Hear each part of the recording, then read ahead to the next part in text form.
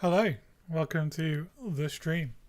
I should be streaming on Facebook, Instagram, Twitch, and YouTube at the moment, but not TikTok because I got banned for coding on TikTok, which is very cringe if we're being honest. Not the good cringe, just the bad cringe. I'm drinking Pepsi strawberries and cream flavour. I'm not sponsored, but it's good.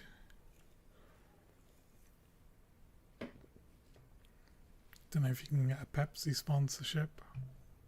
I would quite like that. Okay, so we have confirmed we are live and the stream is working.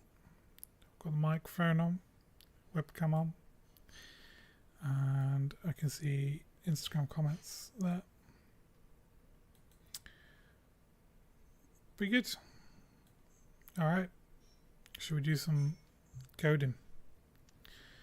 Let's see what we got. So we can switch over to Unity. Whoop. This is the game, and then we've also got the code for the game. So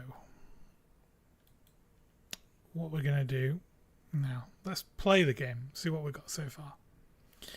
I always forget what I've done because it's like a week since I've looked at this game, because I'm only working on it during the streams, so it's like 3 hours a week of coding, which is not very much. Like, it's going to take ages to make a whole game when you're only doing 3 hours a week, but it's keeping it fun. Like, I have wanted to jump back into it, but I've been busy and it would defeat the purpose, the objective.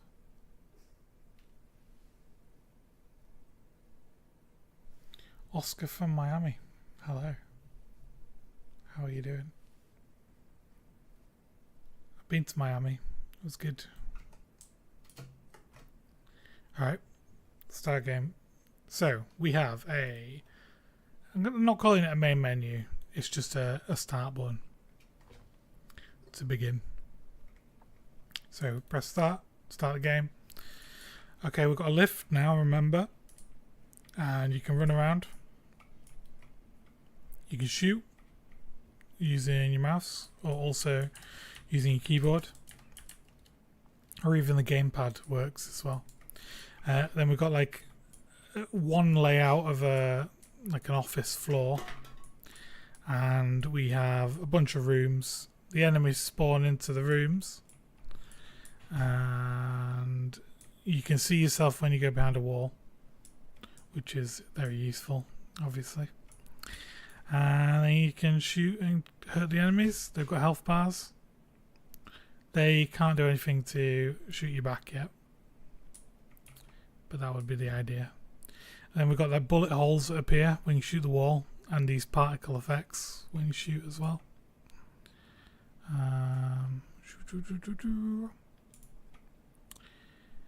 I did have some ideas of what would be fun to do today, but let's just keep going. So you kill all the enemies. There's a countdown here. 1 of 10 left. Let's go finish it off. Pew! You have won. Restart game. So the idea would be you go back to the lift, and then the lift would take you to the next floor. Cool. And then if we restart game, let's just make sure you can die as well, and that works. So if I run and touch an enemy, I'm losing health, and when that gets to 0, I should die.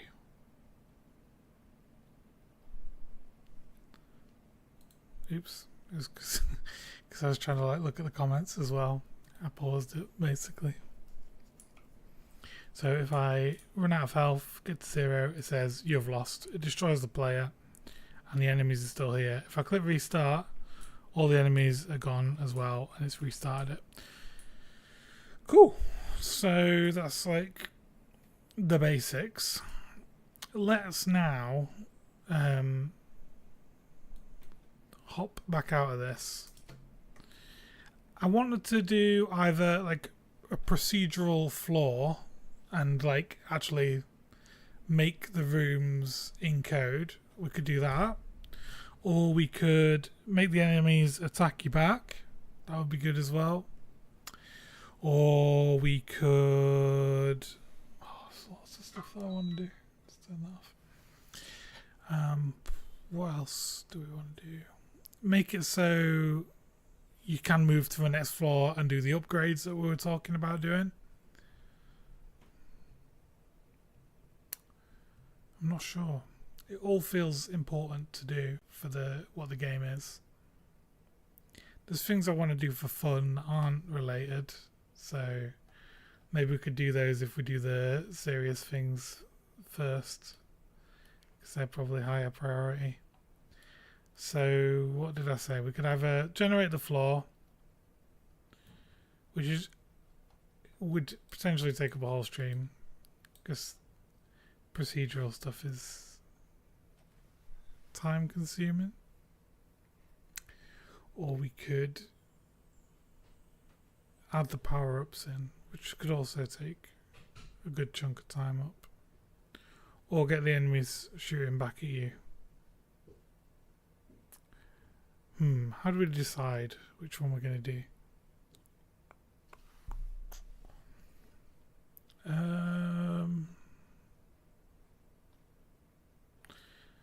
Let's get enemies shooting back at you first. We've got Scripters Inferno here. Hello.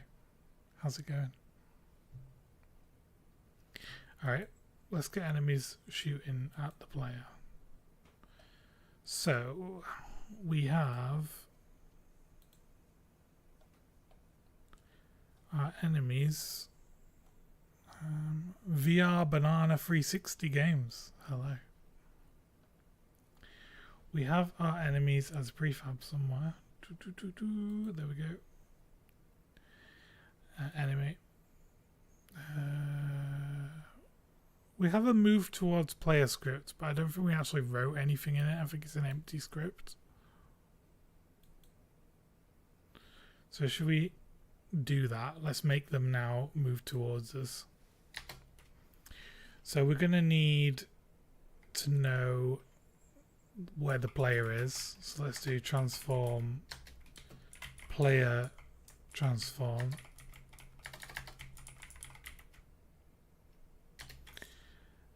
We need a character mover for the enemy,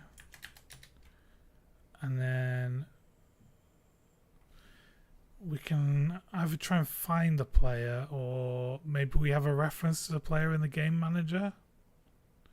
Game manager player, we do. Okay, cool. So where do we set that? We set that in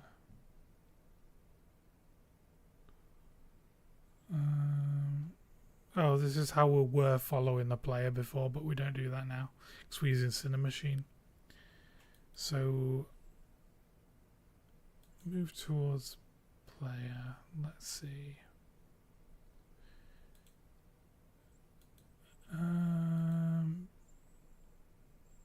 Player instance. Do we set that anywhere? Yeah, we spawn it in here. And that's in start game, which happens not in awake, but when you click the button to start the game. So let's go to move towards player. We will do private void awake, and then we'll do character mover is get component character mover. Save. We can also do this, yeah, require component character mover, just to make sure that you have one on there. Next, we're going to do a fixed update, maybe, because we're going to... Are we using physics for when we move the character? We probably are. Character mover, where's that? Character mover. move, we set the velocity. Cool. So we can do this in fixed update, or in update even, I think, if we have a look how this works again. Sorry. Whoop. Yeah, we just set in the direction. Cool. So we can just do that in update. Enemy manager. Cool. So let's also have a serialized field, float, a move speed, and serialized fields,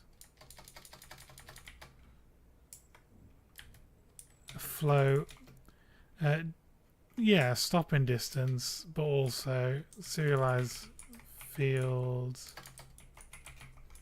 float, distance, like I think when the player is within a certain distance to the enemy should move towards you.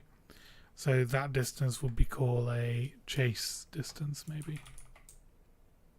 Yeah, chase radius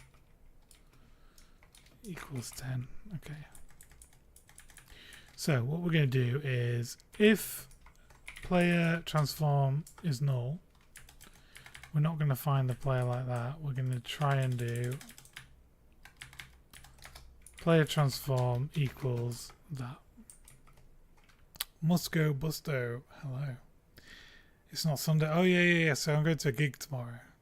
That's why I'm streaming Saturday instead, rather than do no stream this week.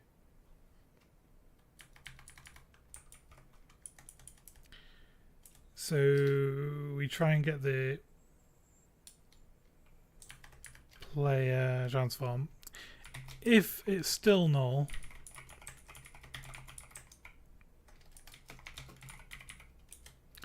then return. But it shouldn't be.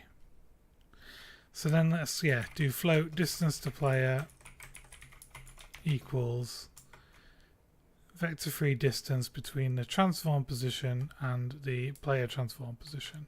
Let's also do transform vis transform, and in awake we can do vis transform equals transform, just because I think doing transform does a get component, which is not ideal. Okay, so then when we've got the distance between the player and the enemy, we can say if the distance is less than or equal to a chase radius, and the distance is more than the stopping distance, then the direction to the player equals the player's position minus this position normalized. So set character direction unnormalized we have here is the direction to the player times the move speed. Okay. Why would we have a... You've been playing a lot of pressure lately. What's pressure? I don't think I've heard of that.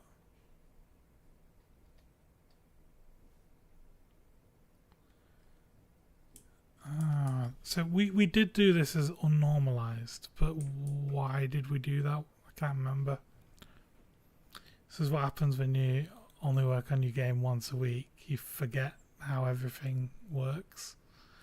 Probably have to leave more comments so we know. Why did we set this as unnormalized? Move. Oh, because the speed is in here.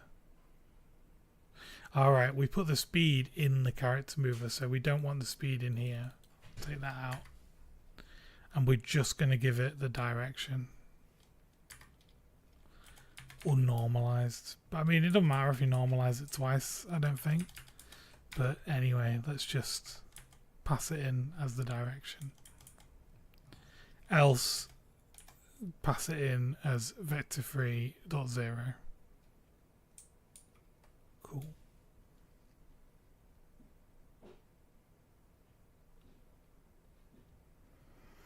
Okay. Move happens down here.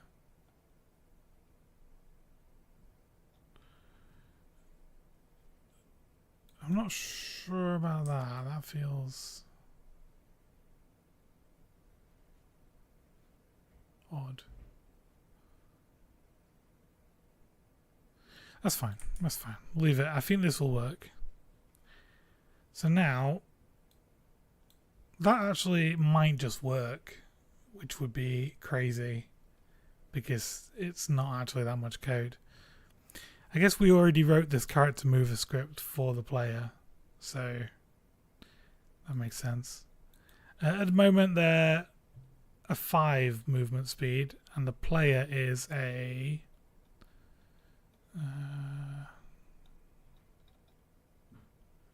where's character mover? A 10 movement speed. So let's try that. Let's see how that plays. Play. Oh, exit prefab mode.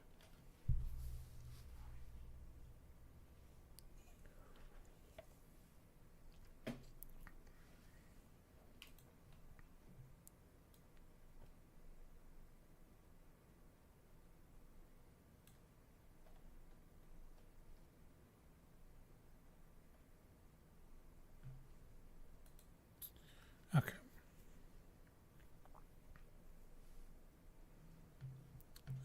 Start again.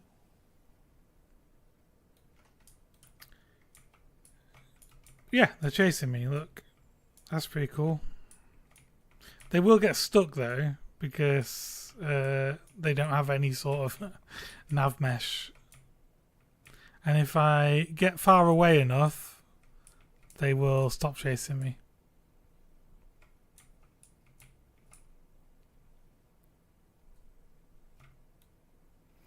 Ooh.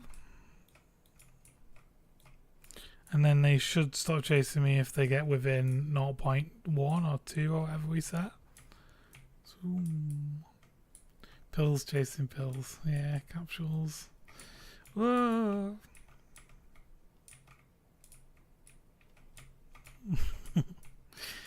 Well, it instantly has become a bit harder. Alright. Let's go kill him.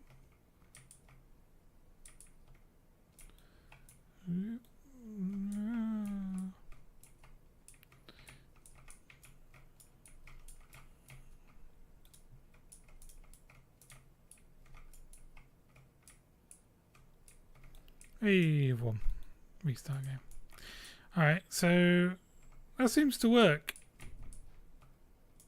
Maybe the distance of how close is... We'll probably play about with that. And also the stopping distance. We might want to change that so that they actually do try to collide with you. It depends what sort of enemy it is, doesn't it? It looks like a zombie game. Yeah, it does a bit at the moment, doesn't it? They're just trying to attack me at the moment, I suppose. I feel like we probably want enemies that shoot at you. But maybe we do want some like close combat ones as well that just sort of charge at you. Just a mix of enemies really, I suppose. It instantly is more fun now that they can move though. That's a good sign, I suppose. I didn't expect that to be so quick to add though.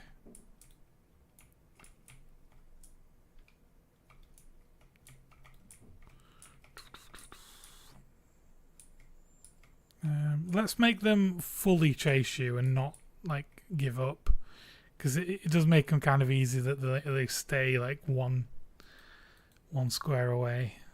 Let's go back. So on our enemy, we can change our move towards player stopping distance from 2 to 0, and the chase distance. Let's make it 8 instead of 10, because I think the rooms are like 10 across. So just as you're going into the next room, I think it's probably good. So this enemy is like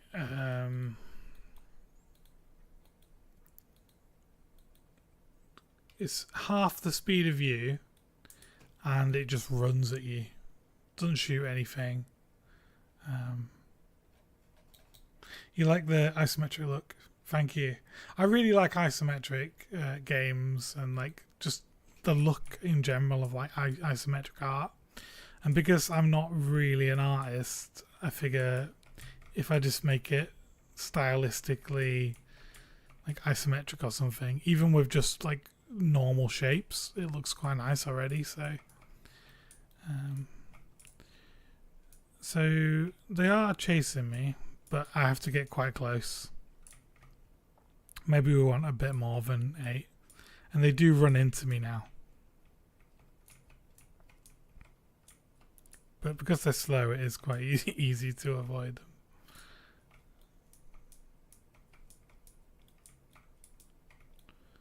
They will like just bash into you and it hurts you when they do. You lose. Oh, did it break? It broke. Oh, did I pause it? Is it paused because there's an error? Can't see. Oh, there's an error. What's the error then?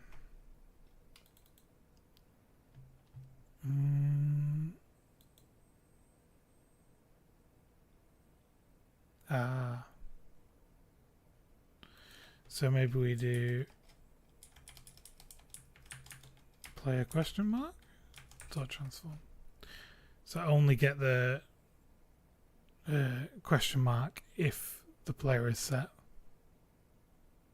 Oh, it says don't use that.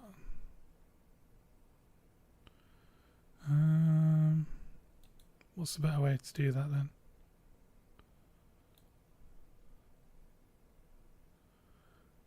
It says don't use that.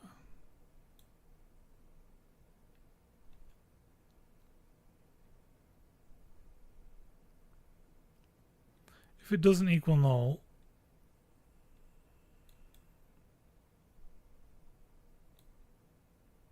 so that's basically what we're saying.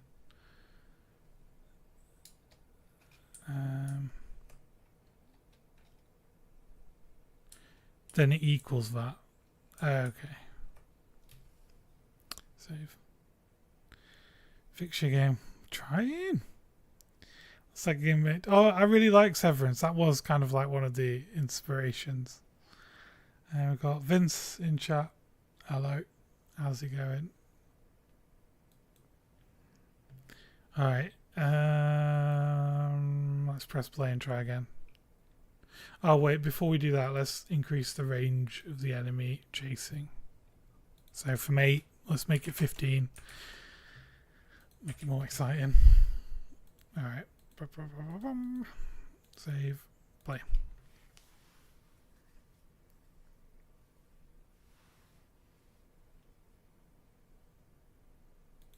Pause, full screen. Here we go.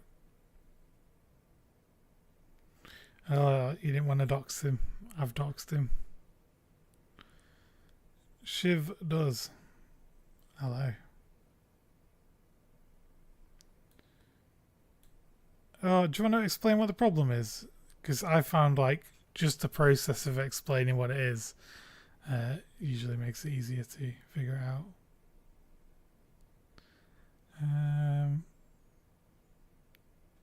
Okay, so I'm getting chased here. They work. You can see them chasing me. If I shoot them, all good. They walk all the way into you, and oh god, they're killing me. All right.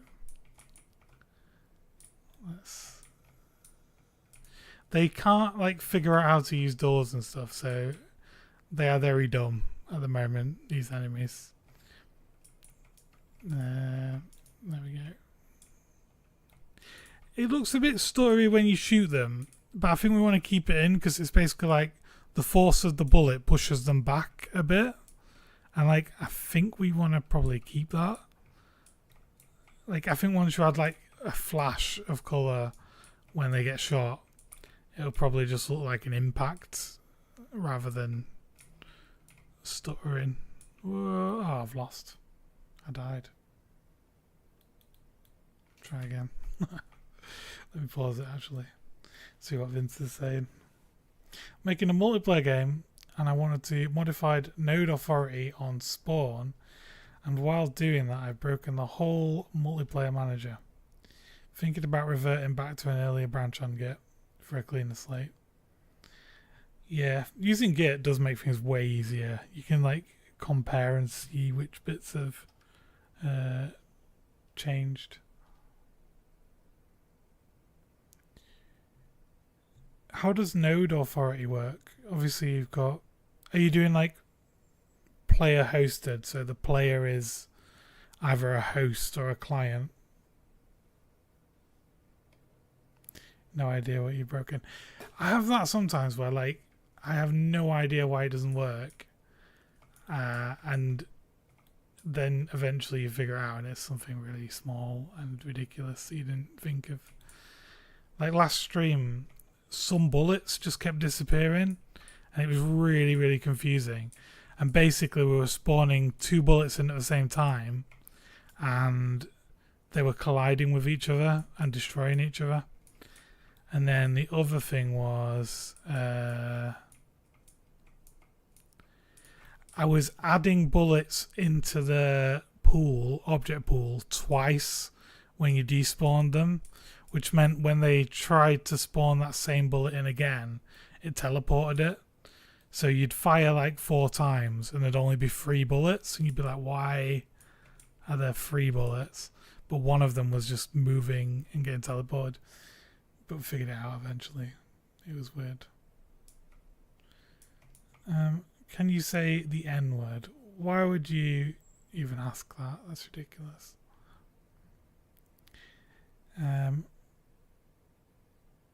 Sharon Horncastle. Hi. Hello. And Leia is a goth. Hi. I'm a bit nervous of reading people's names out because I know some people put stupid stuff in the name that when you read out is offensive. So I'm always like, and I'm worried I'm not like picking up on what it is fast enough.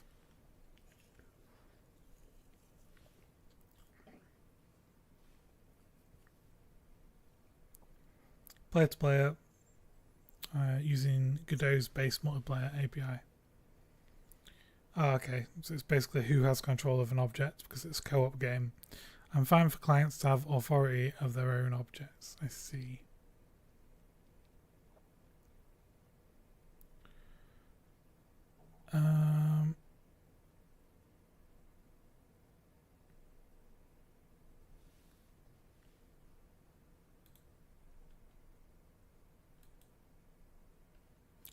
Oh, there was a highlighted message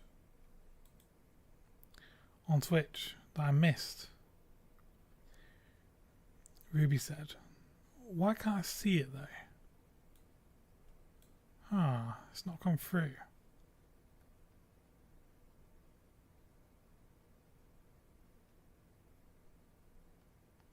Oh, is this it? From Detective Score Bunny. How are you doing today? Doing good, thank you. How are you? Score Bunnies, they're like fire Pokemon from one of the recent seasons, right? Apologies if not, and I've just got that completely wrong. Oh, I've moved the webcam up on the screen for the vertical people. I'll fix that. There we go.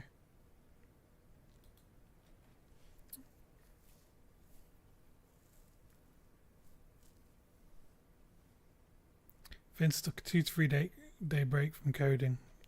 Back right now. Figure this out, or do I try and... Are you coding almost like daily at the moment? And are you enjoying it? I feel like people that like social media and creating things and like video and sort of... There's a mesh of things that if you like all of them, you usually will enjoy coding as well. I feel like you like all of the things that would mean you also like coding.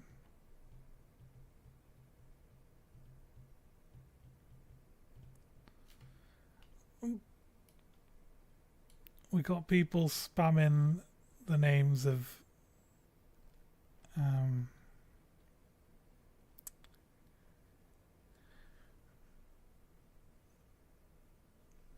just don't. I don't know what I'm gonna say.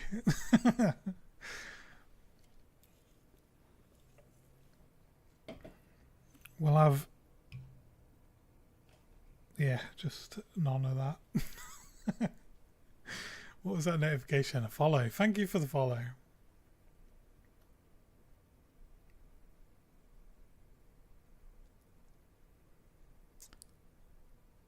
Yeah, there is a lot of learning involved before you can make the stuff that you want to make.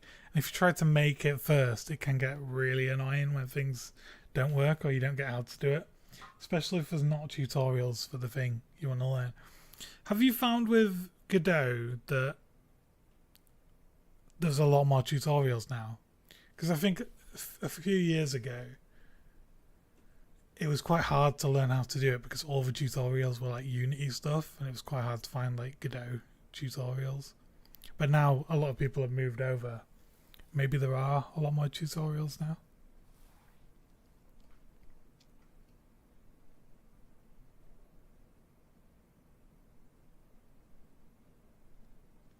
Oh, Happy's been trying to learn it as well. Nice. I guess like the documentation is probably strong because it's newer as well. Like one issue with Unity documentation is it I don't know how often they update it. Yeah, everyone had a big fallout with Unity when they were doing all their weird pricing and royalty stuff. But they did roll it back, but I think the damage was done for a bunch of people. I still use Unity because I feel like I've spent, I don't know, 12 years using it now, and I haven't really I've made like one game, so I want to get a few more games out of it before I try switching to something else. All this knowledge needs to result in something, surely. Is that sunken, not sunk ship? Is it sunk ship fallacy? Is that it? Sinking ship fallacy. Surely it's not sunk yet. Cost. Sunken cost. Is it nothing to do with a ship then? Is it just sunken cost fallacy? Ships aren't real.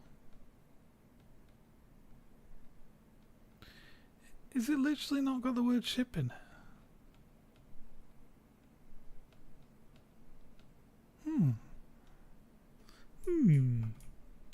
Alright, well, we've got enemies that chase you and they can damage you.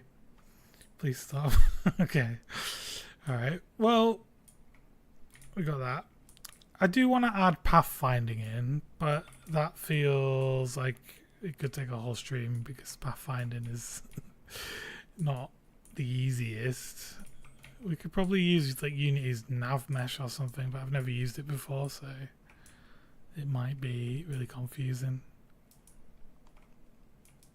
Ooh. I know there's like A star pathfinding, and that's the thing you can do. I think there's different whatchamacallums. An asteroid is going to hit Earth in 7 days. Get your washing in. We have our washing in, so that's cool. Nice. That's a shame for planet Earth, I suppose.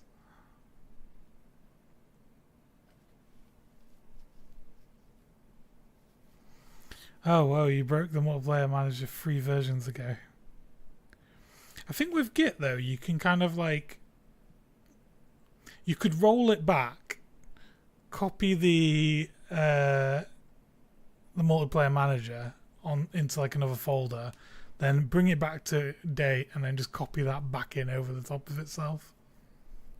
I've had to do that a few times.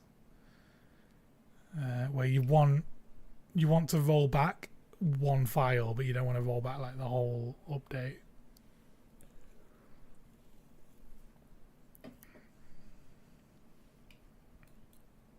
Haven't even considered making this multiplayer yet. I think just single for now, just because it's so much easier. Multiplayer is hard.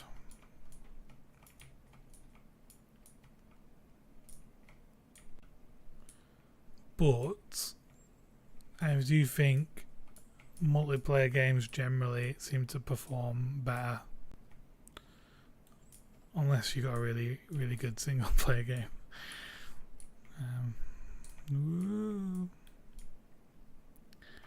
Depends on genre though, I suppose.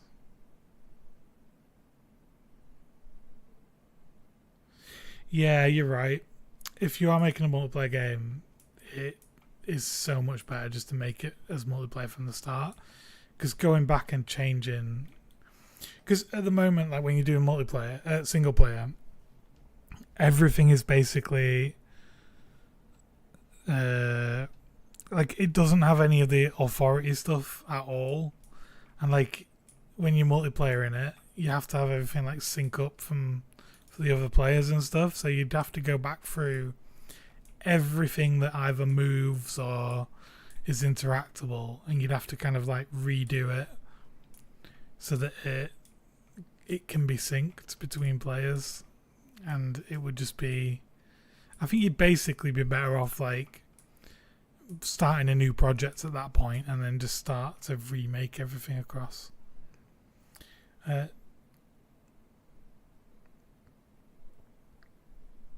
Oh yeah, I did use Blender. Did I actually make a rig? I can't remember if I did in the end.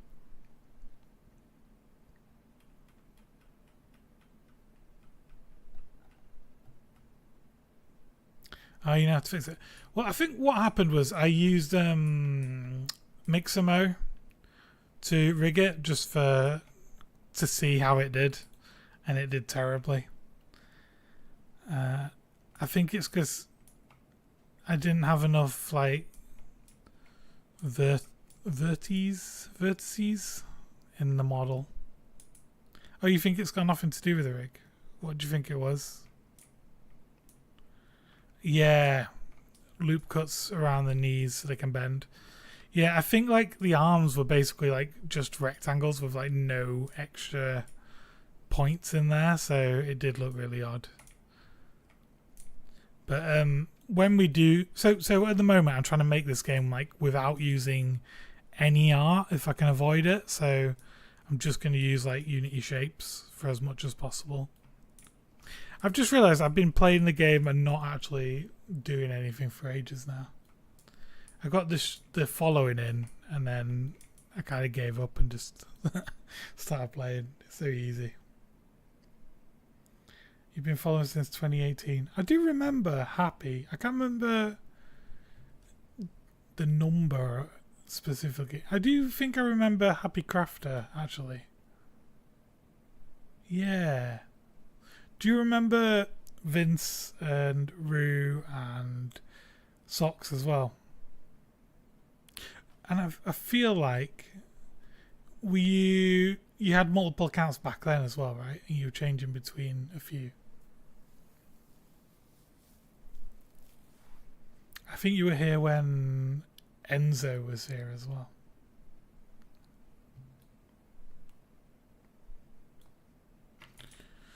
Ooh. All right. What do we want to do next? So on my checklist that doesn't exist, it's just in my head. We had make a procedural floor, so change the floor layout, or get enemies shooting back, but I feel like we might not need that right now since we've got enemies that chase you. We could have like a turret enemy that does just sit and shoot. That could be interesting.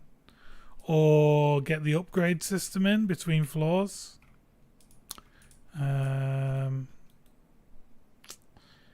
It's hard to know what is most useful to do. Get out. There you go. Also, I feel like we should have doors on the gaps, and then you sort of like bust through the door, and then you start fighting, and then you bust through the next door.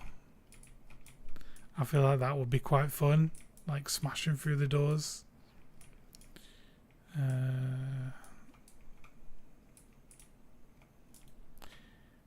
Make it a bit more like Hotline Miami or Angerfoot, is it called? Angry Feet? I don't know, I didn't play it, but one of the Devolver games where you just use your foot, you kick all the enemies and you kick the doors.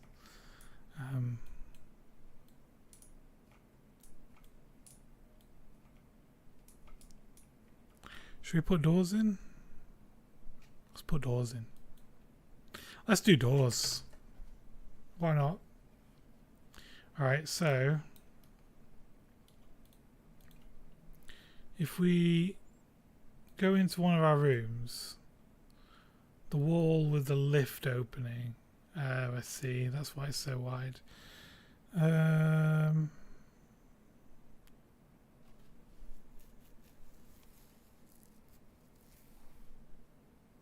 Oh no, it's not the MP manager that's broken, it's something else. Do you put like a bunch of like debug stuff in so you can see messages of like what's happening, you can kind of follow and figure out what's going on? I imagine they've got all that stuff the same in Godot that they've got in Unity.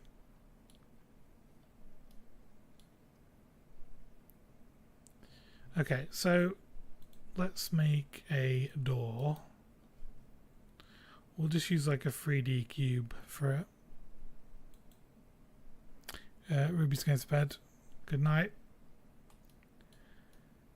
Let's raise this up to 0, 0, 0, I suppose.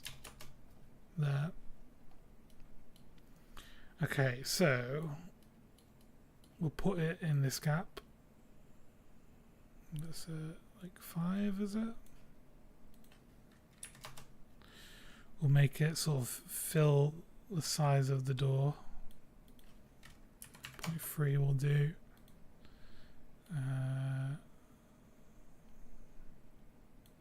Okay, that's 3 as well. 3. And height-wise, I suppose we'll make it just as tall as this is for now. So 1, is that 1.5? No, it's 2. 2. The doors, how do we want to do it? Do we want it to like swing open, or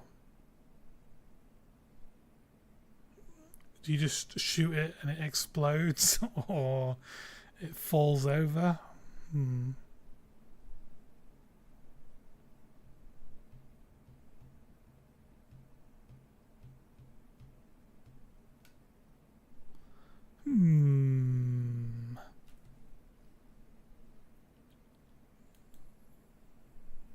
Explodes. I suppose it is probably the easiest to do as well. Just like you shoot the door explodes, as you would expect in real life.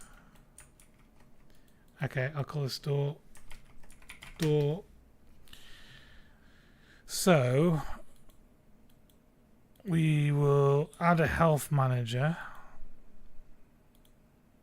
We'll give the door 1 health, and we will not add a health bar because that's ridiculous for 1 health on the door. And just see what happens. Let me edit scripts and see what we got in here. Take damage, die, tries to despawn itself.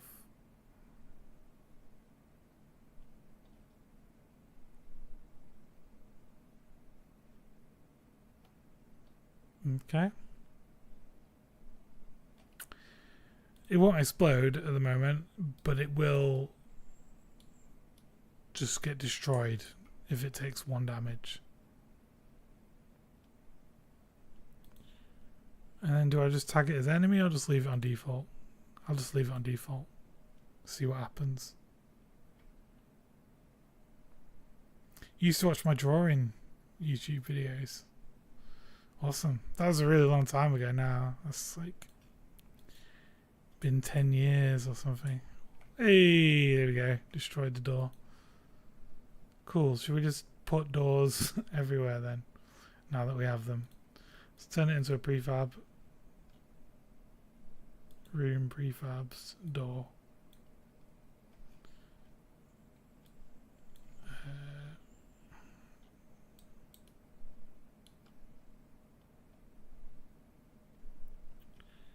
Room with wall with lift opening.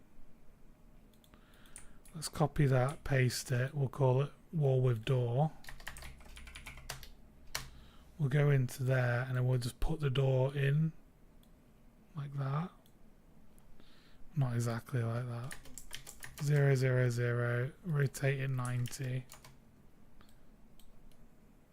And then it needs to go up 1. Cool. And then if we save that and go back, we want to swap a lot of these rooms to have doors. So if we go to room with 2 openings, we double click these wall with lift opening, we can click prefab replace. No, we can't. Why can't we do that? Do we have to go into this prefab? Yeah. Wall with lift opening, right click, prefab replace. Yeah, replace. Replace with wall with door.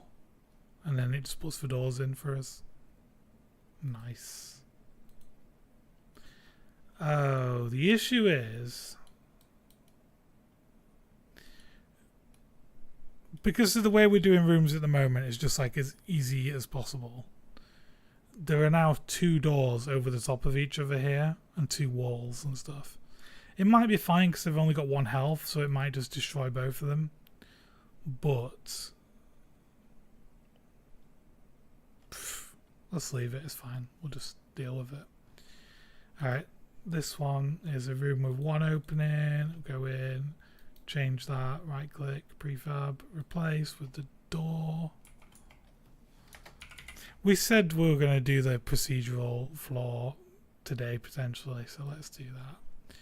Alright, we've got those. This one doesn't have doors, so we will open this prefab and we will add doors in by selecting those 3, right click, prefab replace with the door wall.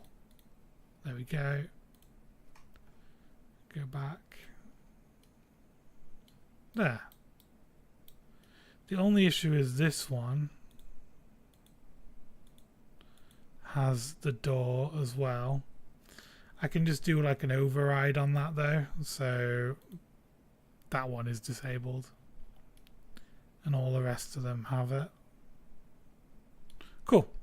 Let's click play and see what happens when we shoot these like overlapping doors. Oh, I do still have a Discord, but I don't. Nobody uses it.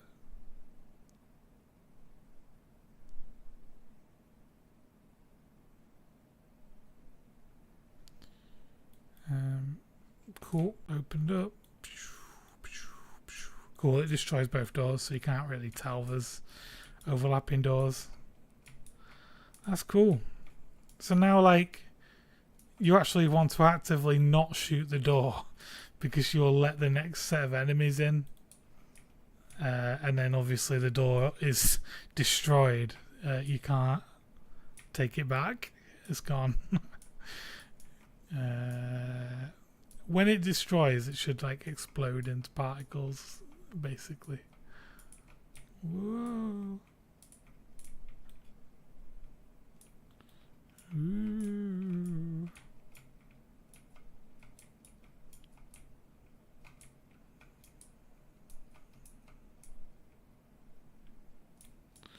You've won. Restart game. Nice. Long Heath. Yeah.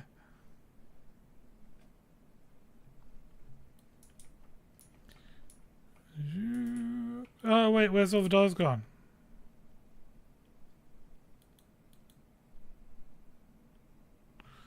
Oh. I don't restart the game, the level, when you like start. So if I destroy a bunch of doors, like those ones like that, and then I wait, I destroy that one as well. Yeah, if I die now and click restart, I don't think these doors definitely won't come back. That's interesting.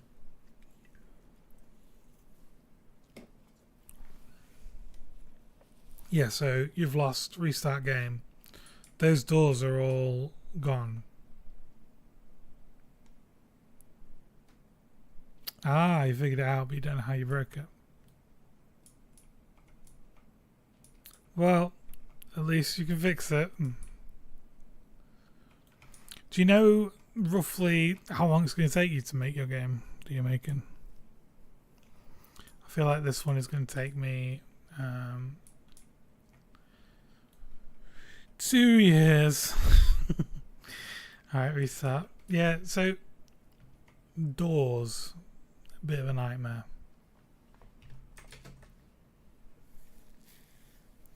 How do we want to handle that? We want to basically not destroy them, just disable them, and then when the game restarts they get their health back.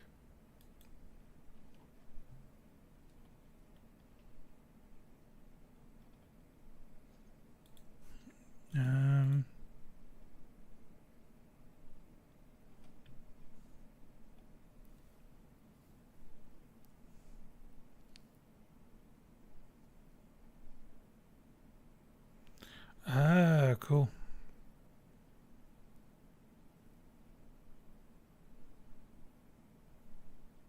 Nice.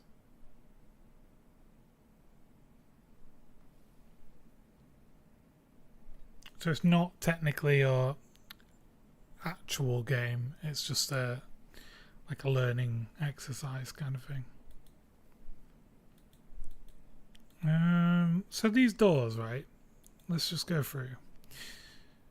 We want them to have 1 health and to get destroyed when you destroy them. But when you restart the game, we want to reset the door. So the door will need to check our game manager. And in our game manager, do we have events that we can like register to? No. We should have. Because that's ridiculous not to do that.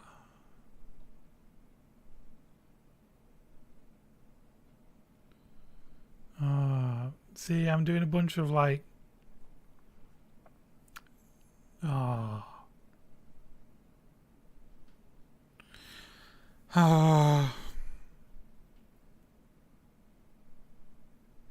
If I was smarter, I would have done this and set it up correctly. But I've not.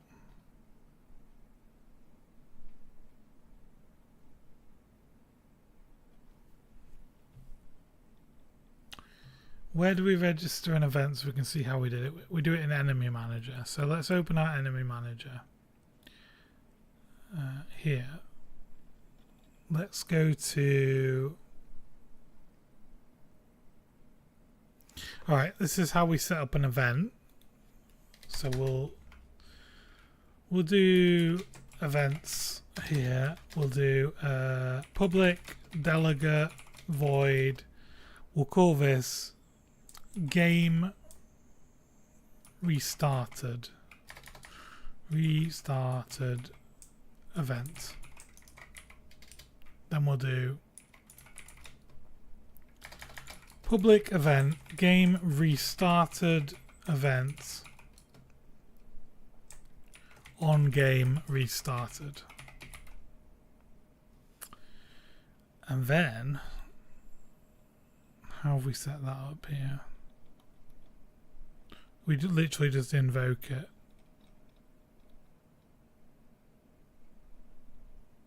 Do we not need to say equals new event?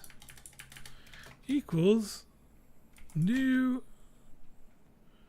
game restarted event. No, you don't do that. Does it have a constructor though? Void target. Ah, okay. So maybe you don't need to make it equal something like that. Right, so when we restart the game now, we'll just trigger that event. So manually trigger game.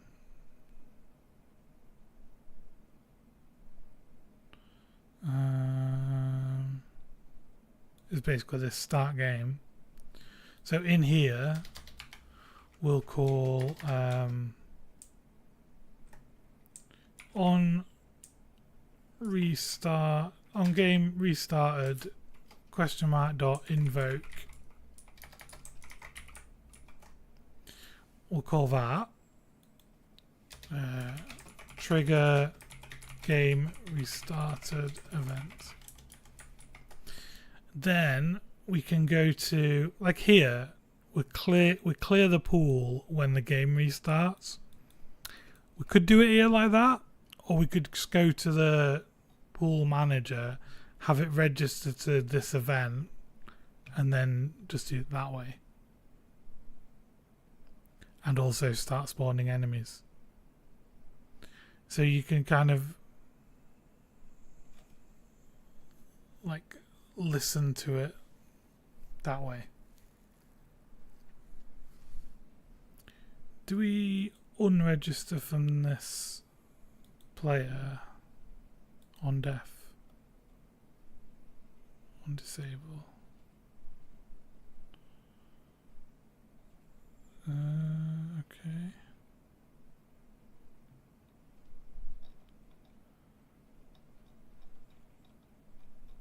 Ah, that's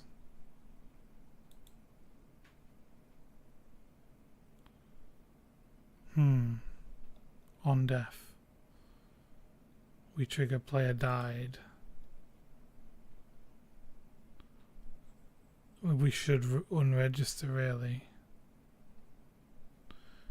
Can you unregister? Go to definition. On def. Die. On def invoke. And then can you do like on def dot like deregister everything? How do I do that?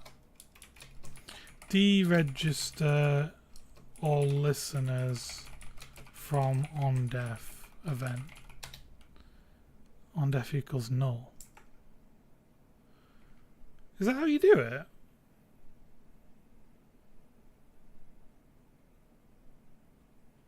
I guess because you plus and equals.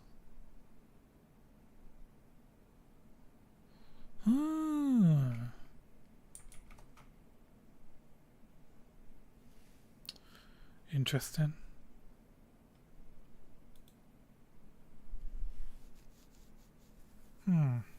Okay. Then we have an event now in our game manager called game restarted. So we can go to our door. Where's our door? We don't have like a door manager, which we should have. Door health manager. So we'll add new script. Door manager.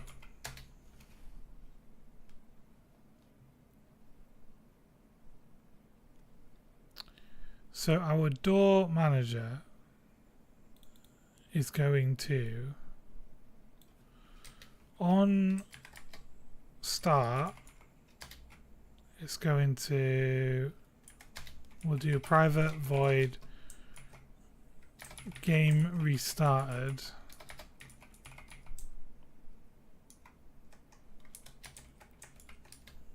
Okay, and then we'll do in start, we'll do game manager dot instance, yeah, on game restarted plus equals game restarted. So we basically register to that event. Then in here we know we're going to want a reference to the how will we do it?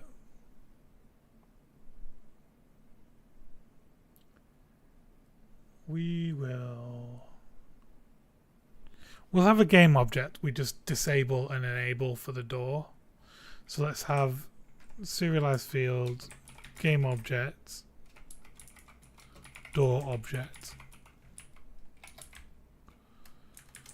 And then we'll do game restarted, door object, dot set active true. We'll also get the health manager, the serialized fields,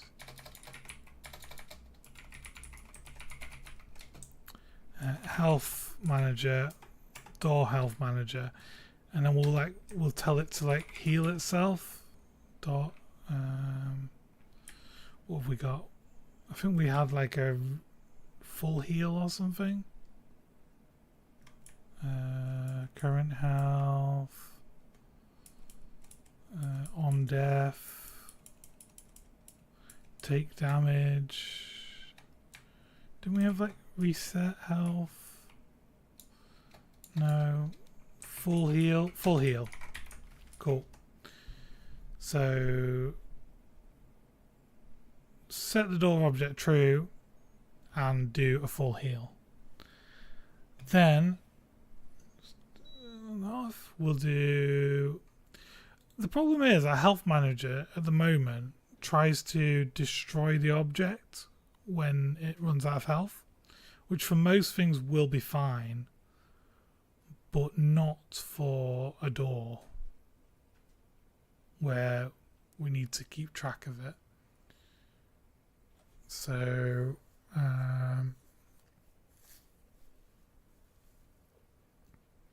or we could just spawn a new door in and have the door manager be separate to the door.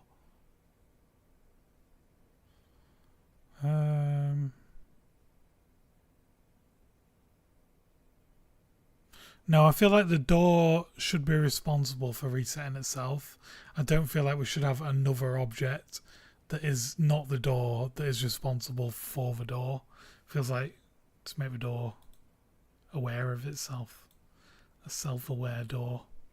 Alright, so we need a private bool destroy on death. And I'll make it equal true usually, so that it is true for everything that already has one of these. And then we can do it's died, invoke on death, and set this to null. And then here we'll do if don't destroy on death, then return, else destroy. Fried chicken says, what are you doing? I will show you. Else destroy or despawn. Okay, so we basically got these doors in between rooms that you shoot at and it destroys the door. But the script that we have on them is just a normal health manager. So we don't want the door to be destroyed. We just want it to disappear. and come back. Okay, so on our door, we're going to add another object as a child object, cube.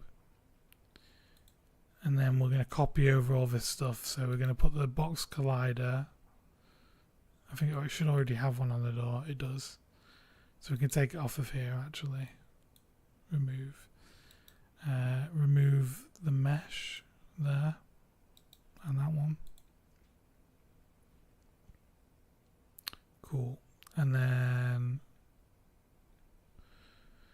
let's remember this scale, 0.3 to 3. And we'll do 1, 1, 1. And then we'll put all those sizes on here. So 0.3 to 3. No. Oh yeah, there you go. Then we will do the door object is the child. We'll call that door, actual door. I don't know. Physical active door. Active door. What kind of game do you want to create? I will press play and show you what we've got so far in a second. Just need to make sure this works. Health manager. So we don't destroy the door, but what we want to do is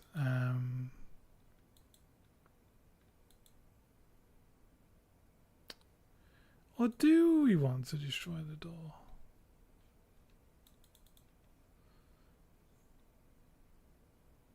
No, we don't want to destroy the door.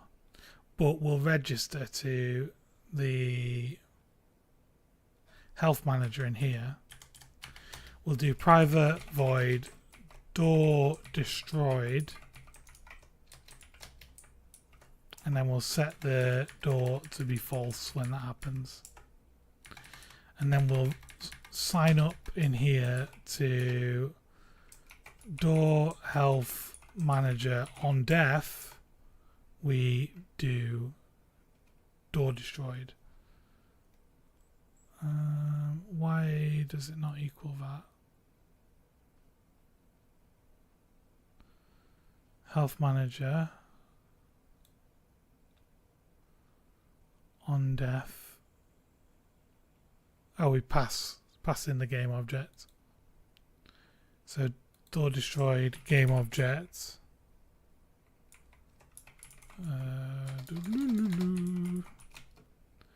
Geo. And then we could pass that in, but we're not gonna. There we go. Save. Okay, so that should work.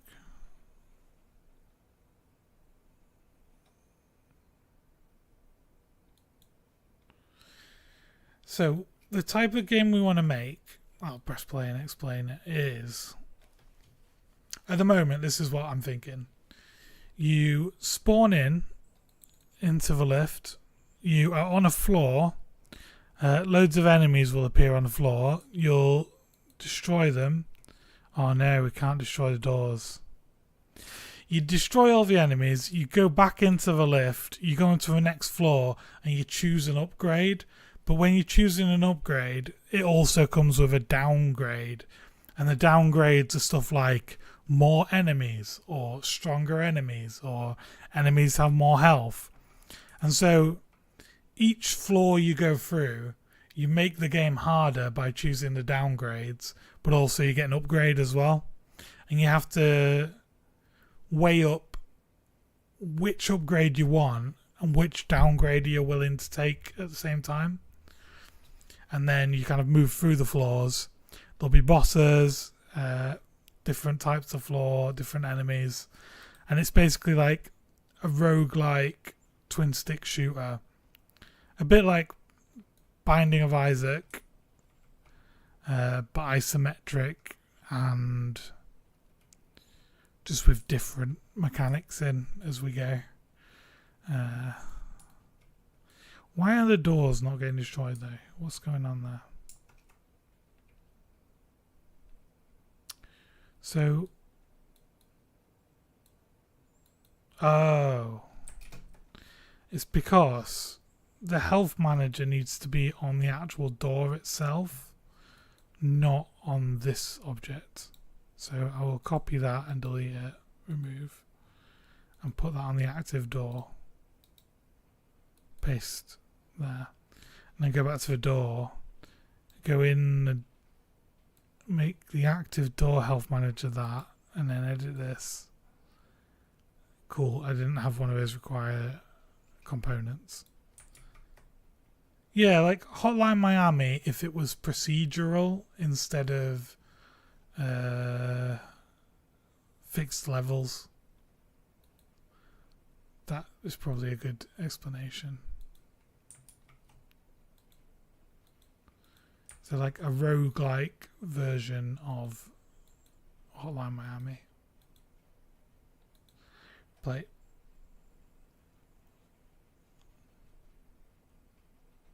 That's the idea anyway, but like I'm happy with it changing over time. Just got a subscription. Dab from Vince. Thank you.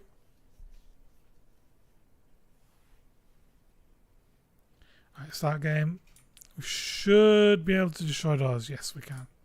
And hopefully, if I die, I can get the doors to reset. So I'll just take out like a few enemies and I will then find a way to die. Then hopefully the doors get that message we just set up and respawn back in. Yes, the doors are back, but now cannot be destroyed again.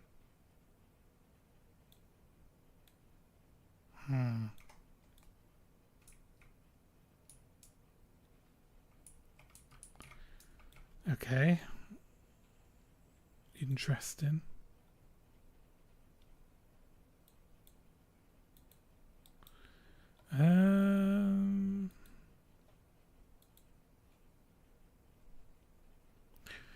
Is it expecting them to have a health bar on the health manager?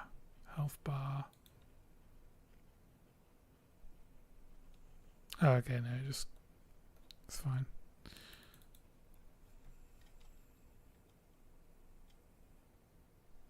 Do I want to log it or not? Probably not. So, where's it going wrong? It's going wrong. The door manager, it listens for the door manager. It gets set and it does a full heal. Okay, and then we've got a health manager.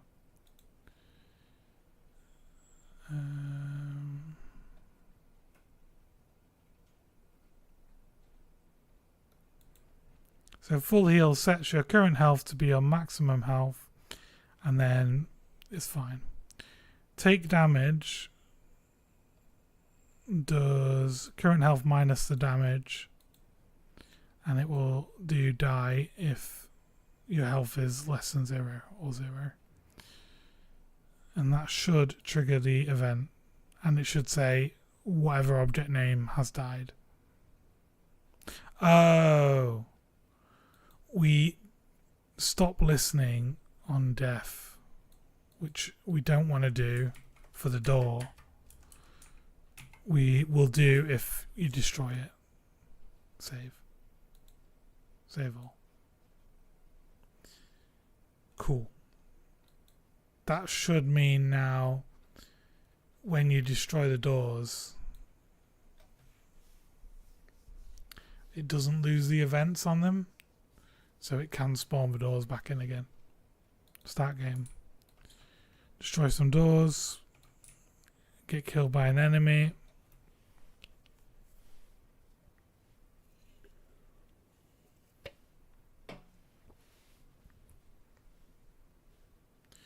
And then restart. The doors are back and we can destroy them again. Awesome. Just get killed again.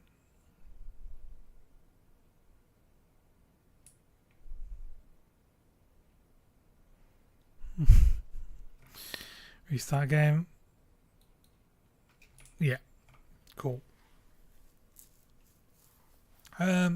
Should we like do a cool particle effect when the door is exploded? I know we said no art, but I feel like particles are kind of fine. It's a bit of a distraction, but still. Alright, so we know our door is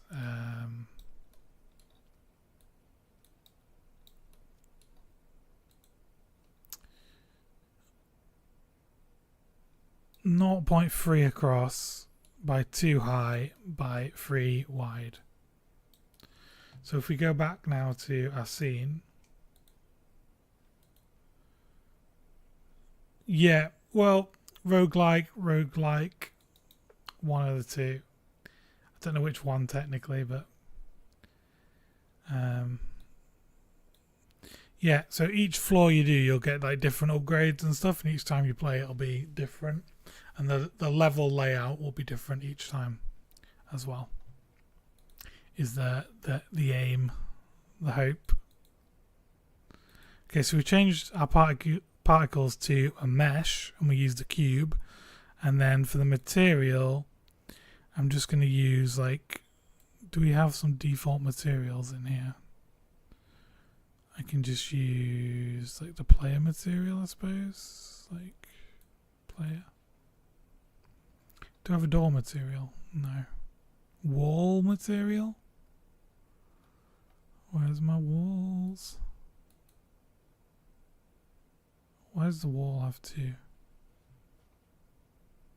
Oh, okay, that's weird. Now this wall will do. Alright, so we have a cube that is wall shaped, coloured. Why is it appearing as squares? That's a bit odd. Alright. So we want these to appear not in a cone shape, but in a box shape, and the box volume is 0.3 by 2 by 3. It's like a door shape. Is that right? Oh, the 3 is the wrong one, so that should be 3. That should be 2. Or we just put this rotation back and we put it back to 2 and 3. Cool. And then emission, yeah, I guess volume, and let me just put this really high so we can see what's going on. We don't want them to have all that speed at the start, and we want the size of each one to be smaller. 0.1. See what that looks like. Like that. That seems very small though. 0.2. We don't want them to face the camera, so I think that's in renderer somewhere. Render alignment is just world. Look at that. There we go. So that's a bunch of cubes in the shape of a door. And then we could use a sphere. But we've used squares, cubes for the when you shoot the wall, it's squares that fall out. Let's make a new material for the door as well. So we'll get to materials. Duplicate the wall, paste it. We'll call this door. What colour would the doors be? Anyone have any preference? Door colour? Let's go to our prefabs, room prefabs, door. Put the door material on it. Deep purple. Let's try that. It's using lit material. We want to use door. There we go. And then we'll try a deep purple. Like either that one or we got this one. That's quite cool. Is that purple or brown? It's supposed to be purple. It does look quite Office Story though. Or we got it's pretty cool. Let's go with that. Cool. So we take this colour, swoop, and we put this on the particles as well. So where's particles? Oh, we could just put the same material on even. So we put the door material on here. Door. Cool. And then we want to do, we want to add a force onto the door particles, but we want it to, wait, so you can do gravity. Okay, that's pretty cool. It's falling. We want to do collisions, so it collides with stuff, with the world. Okay. We don't want it to bounce because that looks really weird.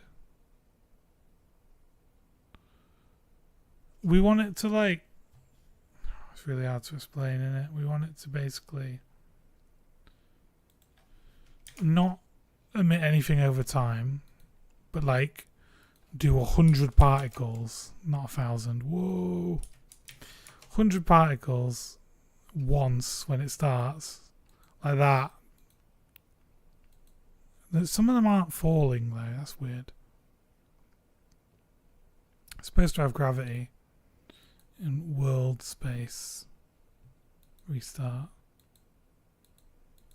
Why are some of them not falling? That's really weird.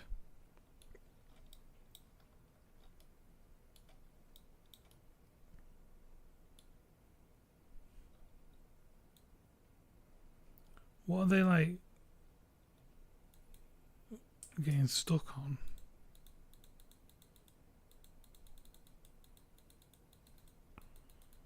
That's weird. They're not, there's nothing there for them to get stuck on.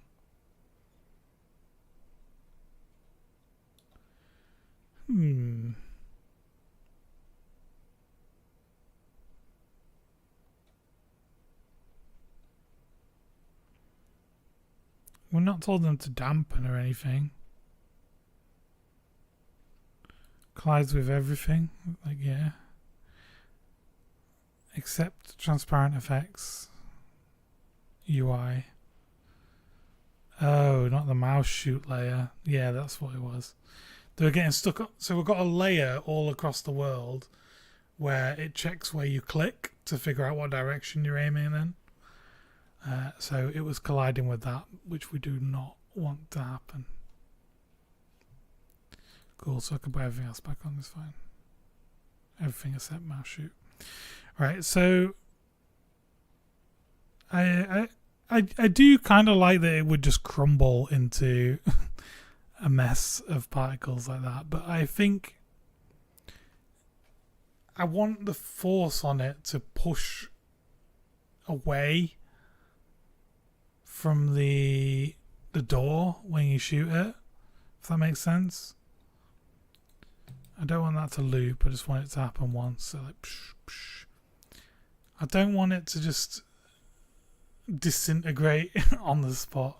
Maybe we make it just disintegrate for now. We'd leave it like that and figure something else out next time.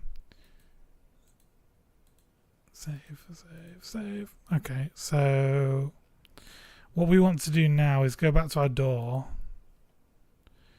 We'll add a new script. We'll add in a serialized field, private game object, door destroyed destruction particles. And then when door is destroyed, we'll do instantiate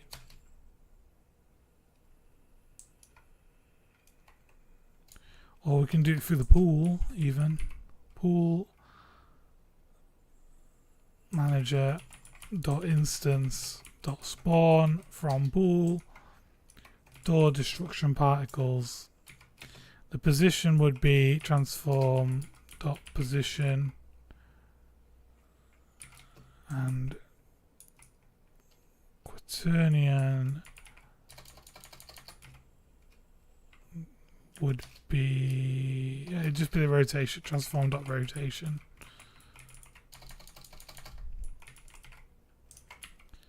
And then you can also do this thing where you do well, no, because we're destroying it.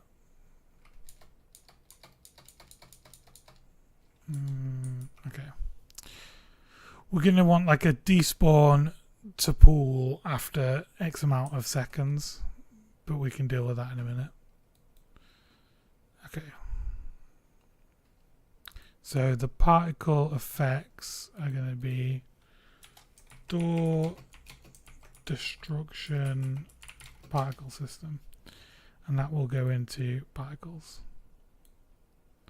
and then we'll put that onto the door as the particle effect, and then we delete it from the scene. Cool.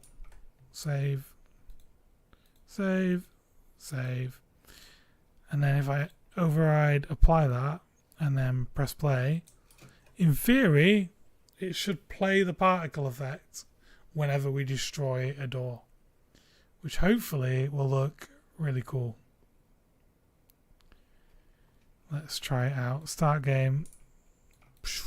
Whoa! That actually looks way better than I thought it would. Whoa, look at that.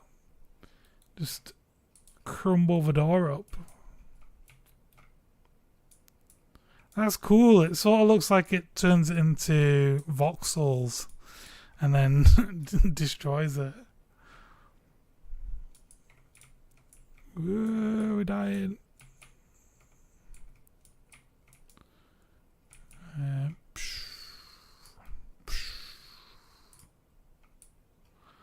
Nice. Okay.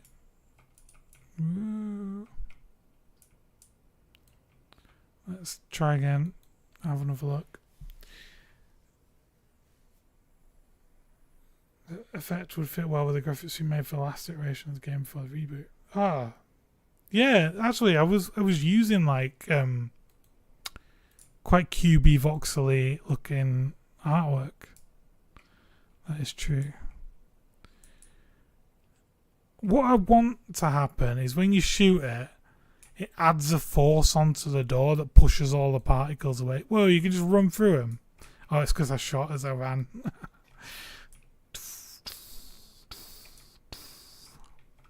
That's really fun. Like blasting your way through the door.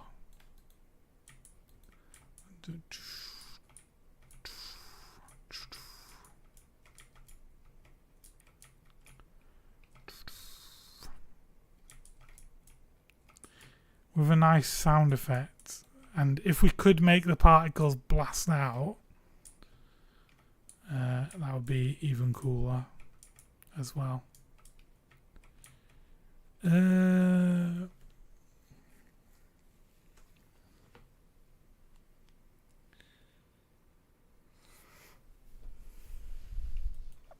We could figure it out which way to face it and blast them out. I think we could do it. Let's have a look. So currently it just drops like that. Bloop, bloop. If we add a speed onto it, so we put 1 in and start. Which way is that going? Is that going? Play. Okay, that's going that way. We need a 3D rotation. Start speed. Well, inherit velocity.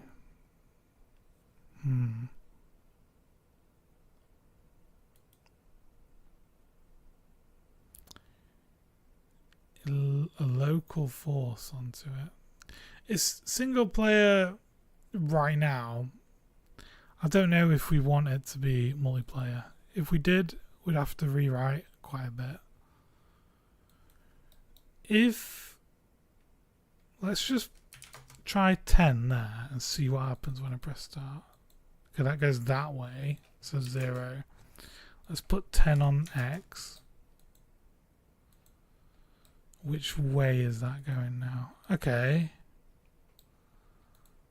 Let's try and see what happens if I do this. And also, where we did collision, let's dampen when it collides with something. We'll have it like 0.2.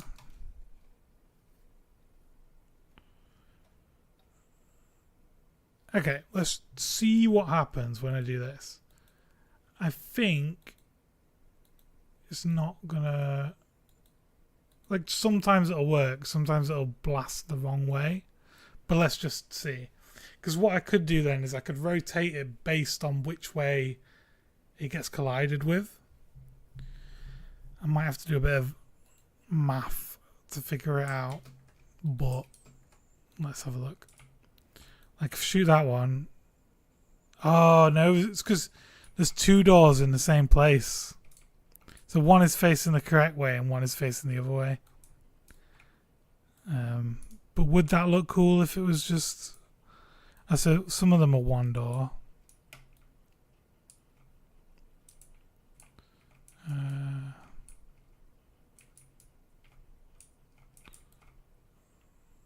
Would that look cool if it was trying to go the correct way? Or weird?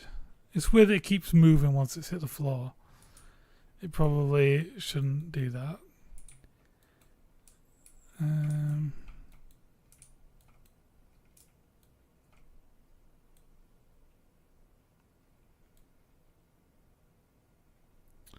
If I was making it multiplayer, I'd probably use Photon. Just because I've used that a little bit already, so I kind of know how that works. But there are a lot of different options to use. I think we've made it look really weird now, so I'm going to take that off. I think in future, if we wanted to have that, we could. Otherwise, it's trying to polish something before it is even the proper thing, which is probably not the best idea. I like the door just like turning into particles and then dropping to the floor there. That's kind of interesting.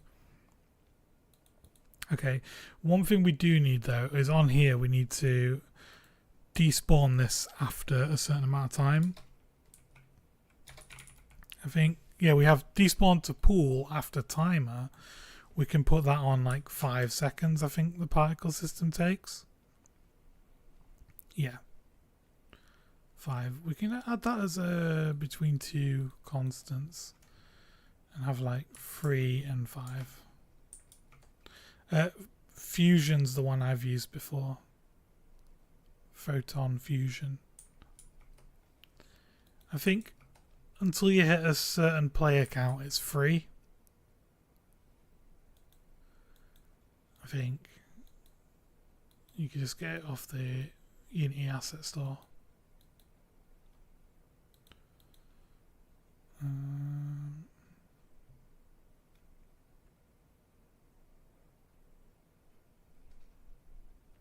Start game. Destroy, destroy, destroy, destroy, destroy, destroy. I like it. It's cool. We probably want an effect when you destroy the enemies as well, because they just disappear. Maybe a similar sort of thing. We'll just make them explode into red cubes.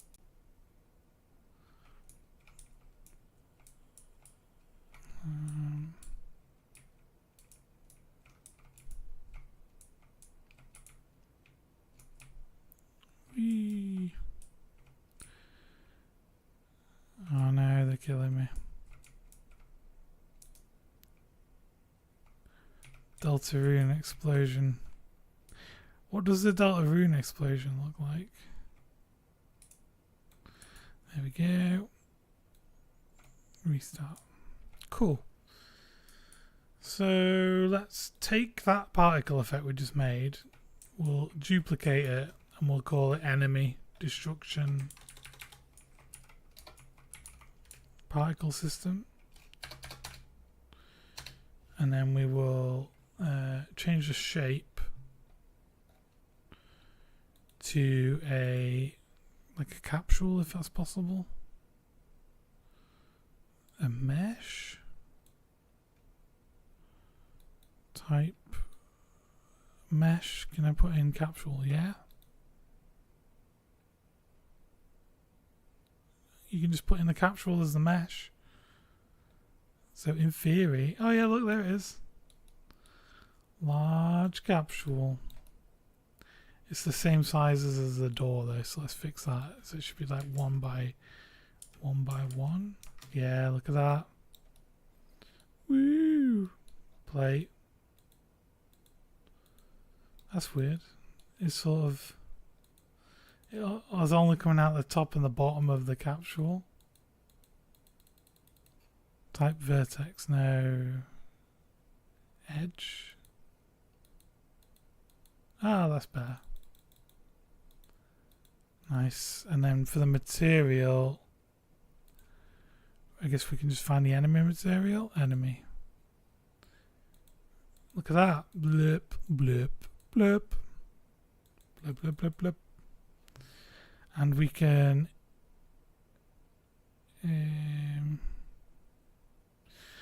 I think that's good. That's all we need, really. Cool. So, if we save that, save, we go to our enemy, prefab enemy, and oh, we have a door in here somewhere that's not even attached to anything. Yeah, we can delete that door. There we go. Save. Go to our enemy, and we don't have like even an enemy manager. We just have the health manager.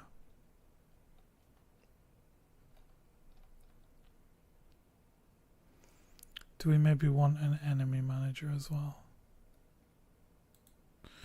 Or we could put on the health manager effect to spawn.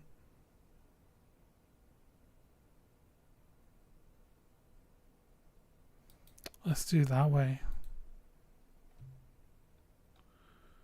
We'll have a destruction particles on our health manager instead.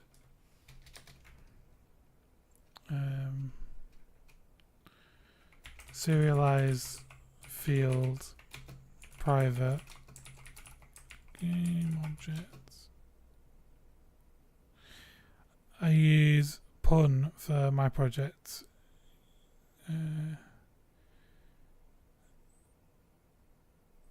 Is it good or I need to change?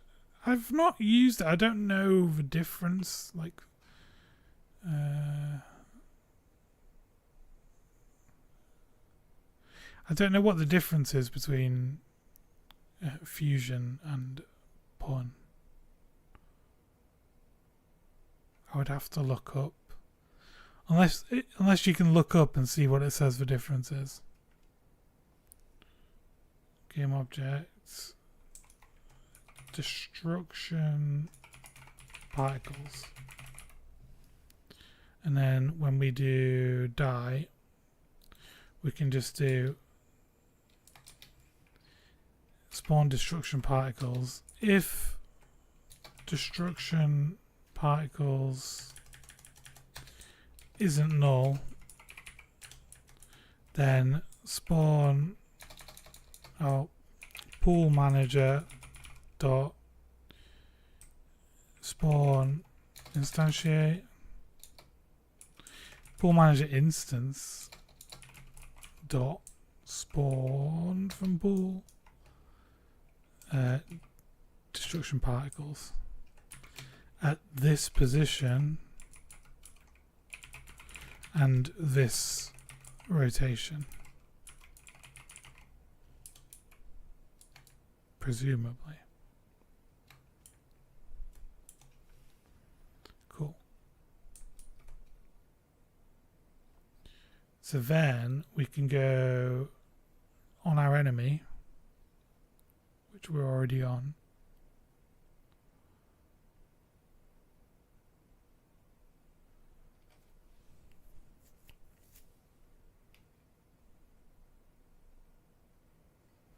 You need to get a Steam credit for using the Steam API. I thought you were using the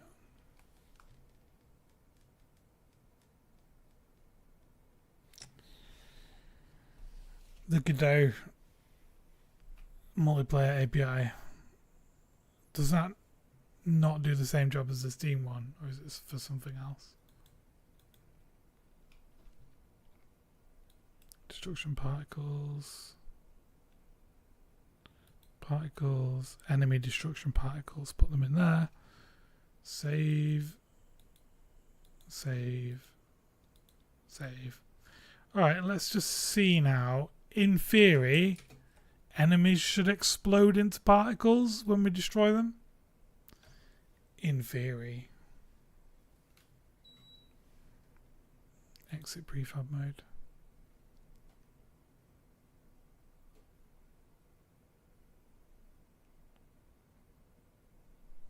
Oh, port forwarding, yeah. That's what Photon does for you. I think the Steam one actually doesn't do that. You have to do it yourself even if you use the Steam one.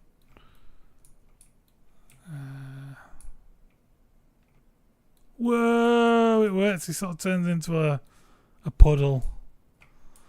A puddle of particles. It's quite amusing. I want it to like use the volume of the mesh rather than the edges of the mesh, but that's fine.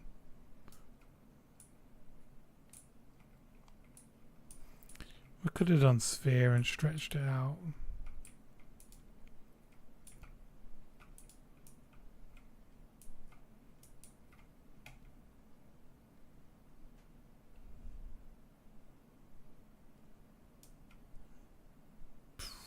You have one. Restart. Nice. Alright. You can get away with no port forward if you use Steam. That's cool. Oop.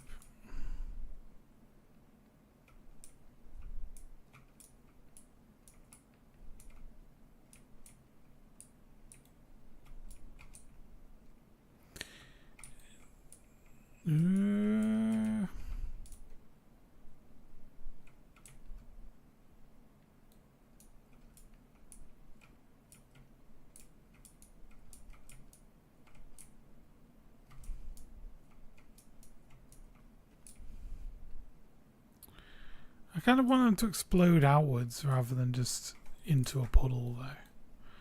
Let's see if we can make them just go. Your particle is so good, thank you. I don't want it to just drop though. I want it to kind of like, if I add speed onto it, which direction will that go? Oh, look at that! That's good. Speed 2.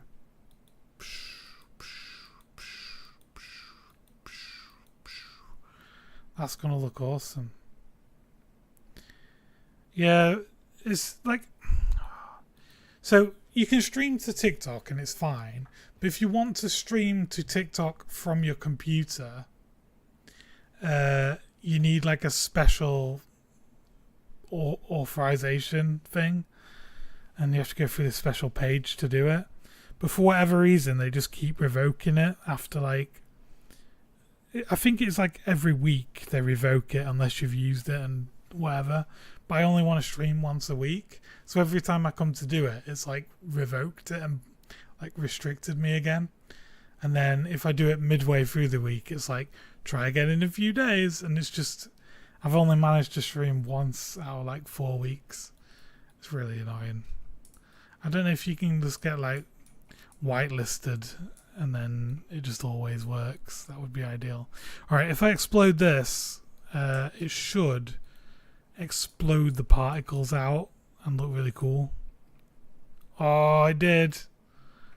They didn't just like disintegrate into a little circle. They actually kind of exploded outwards. That's cool. Whoop. Whoop. Maybe we just do that with a door as well. Although I think the door all went in one direction when I tried it.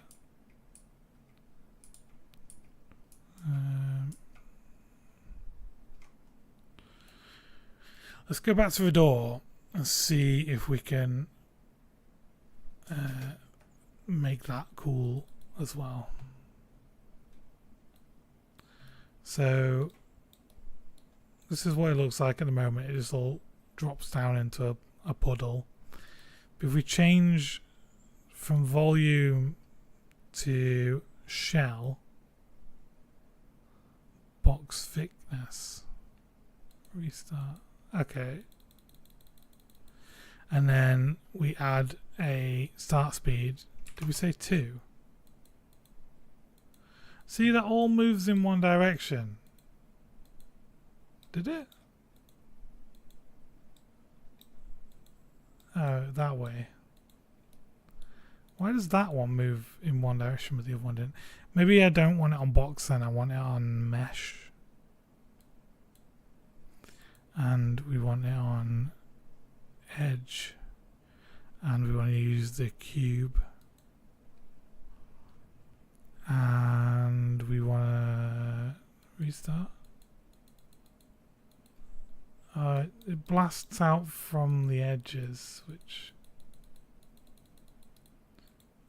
I guess if it was a higher poly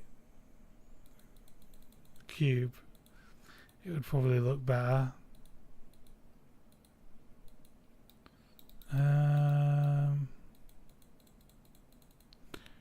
We don't really want it from... What does triangle do? Oh, that's kind of more like it, I suppose.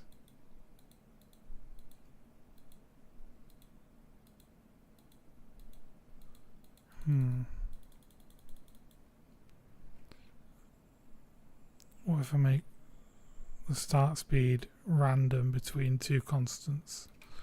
2 and 5.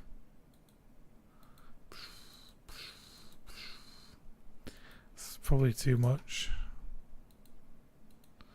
Alright, let's just try that. It looks like it might be a bit crazy, but we'll see what happens in actual game play.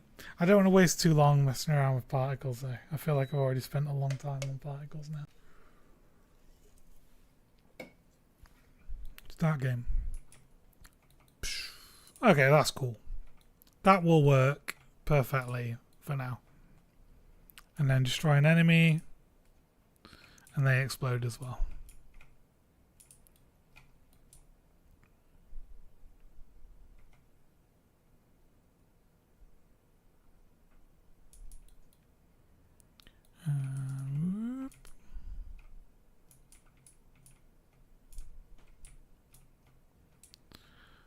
Pretty cool.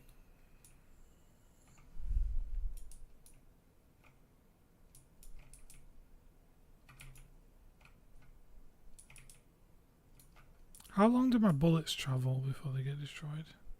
Quite far. There is a timer on how far they can travel, but I guess it's too far at the moment because you can just shoot indefinitely. Okay, destroy them. Restart. Okay, so from the list of things we wanted to do, we wanted to get enemies shooting back at you, but we don't need that right now. Because they can just attack you by running into you. We want to get procedural floors. I've only got an hour left though. And what else do we want to do? The upgrade system. That also feels like a big amount of work. Should we do rooms and procedural?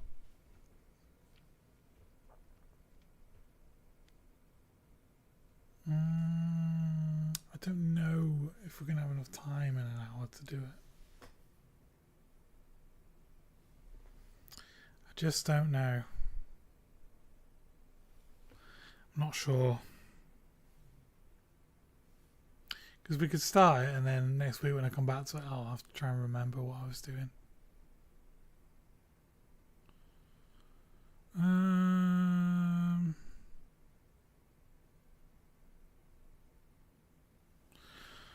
Well, we kind of need to do it anyway, so let's just do it. Being lazy. Alright, so let's go back to our scene. We've still called it sample scene, we've not renamed it. That's fine. I'm going to duplicate it. So I'm going to sample scene and then I'm going to call this proc gen scene for procedural generation. Okay, so we've gone into the procedural one. Now we can sort of just delete everything in here because we're going to generate it all in code. So delete that, delete all these rooms. Do we just place the lift in code as well or not? Oh, why is it in such a weird position? Oh, why is that like that? What are we thinking?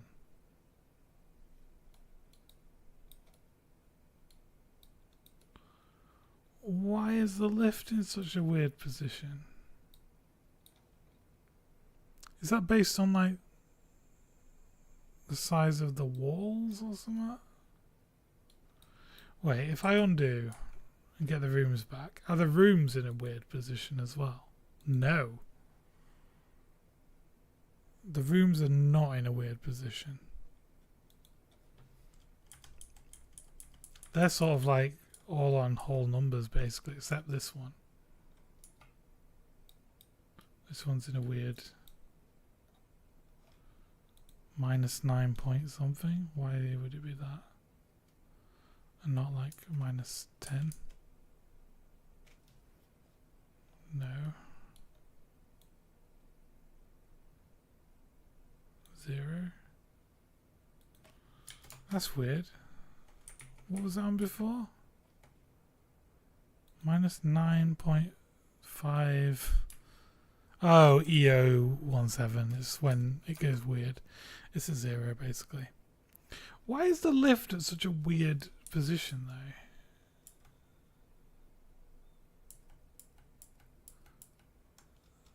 Oh, because it's like a really weird size. That's really odd. I don't know why I've done that. I feel like that's ridiculous.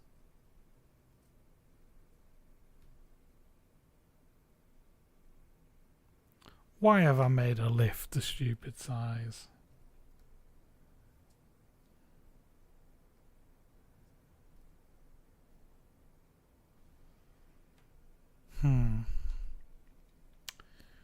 No one knows. Alright,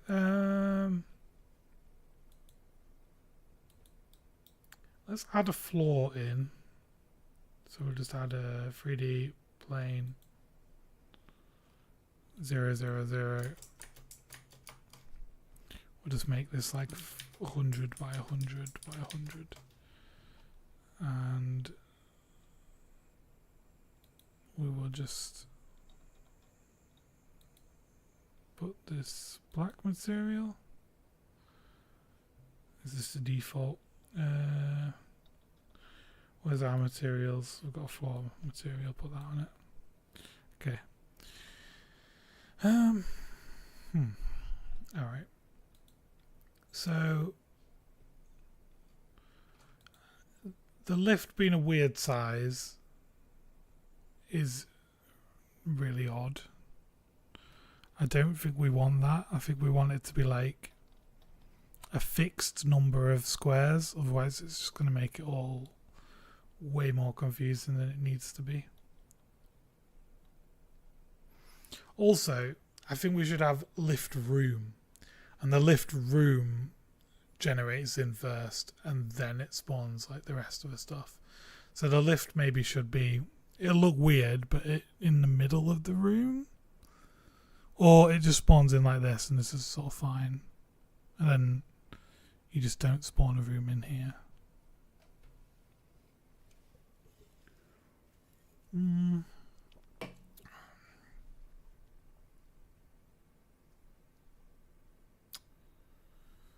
Should we plan this in like paint or something?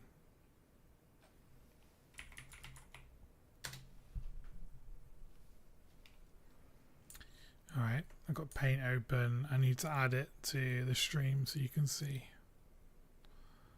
Can I add a new source while streaming? Window capture.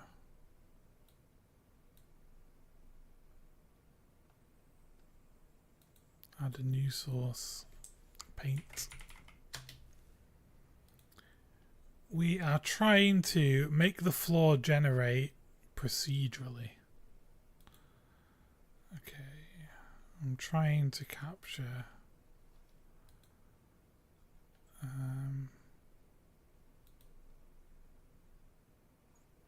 Microsoft Paint. You can't see that at all, can you? It's just like a big empty space. Is that not working? Oh, look at that, how weird that is. Whoa. Everything's broken. You can't capture paint. That just doesn't work. Well then, what should we capture instead of paint?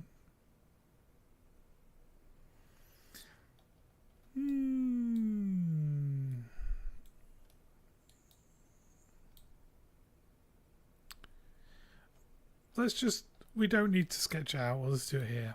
Basically, this is what a floor could look like. We start with our lift room, we place our lift and our room attached to it, and then we check in all three directions, and we're like, this room is fine, this one also, place one here, and then around each one of those we check again, and we'll just place rooms like that. That seems fine, but maybe we want to have this automatically placed like that,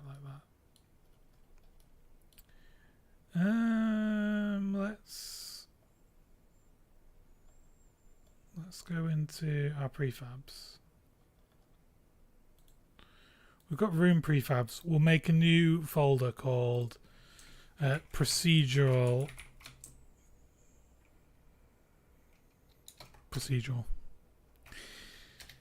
Now we're going to make a new prefab. We will call this, well, we'll just make it a room. So let's make a new room. And for a room right now, this will just sound really weird, but we're just going to make it a sphere. 0, 0, 0.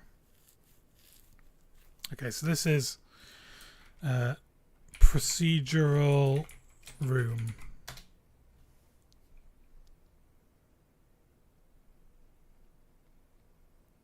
How do you deal with the Christian feeling that you're going to have to rewrite the whole script? Yeah, it's annoying. I think as long as you're getting something better out of doing it, then it feels worth it. And it doesn't feel worth it until you've done it as well, which is annoying. Alright, so we've got procedural room. Let's put the sphere inside the room, actually. And we'll make the sphere, is it 10 by 10 by 10? Cool. And this is just going to visually show us where we're placing rooms, basically. So we'll do it with spheres first, rather than actual rooms.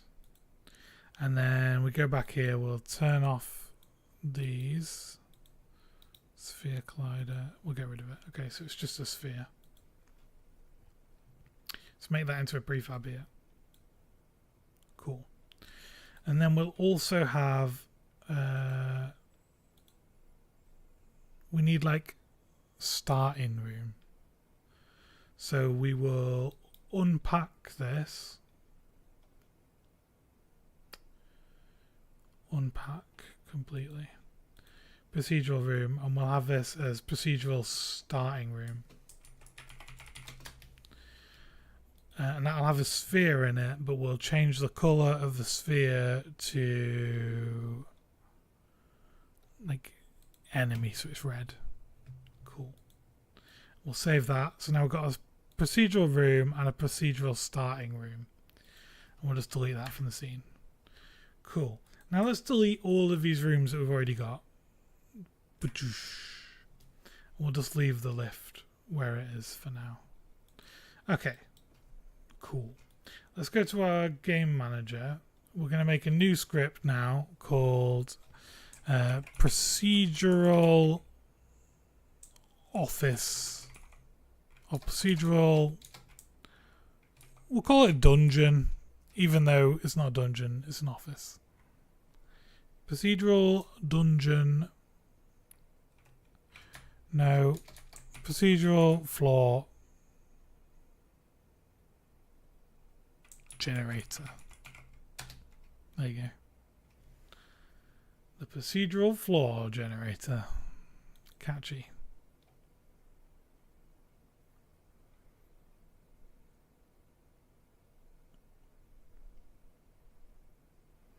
Okay, so we have done that. We'll apply. Edit. Now, how are we going to do this? We are going to have a public void generate floor,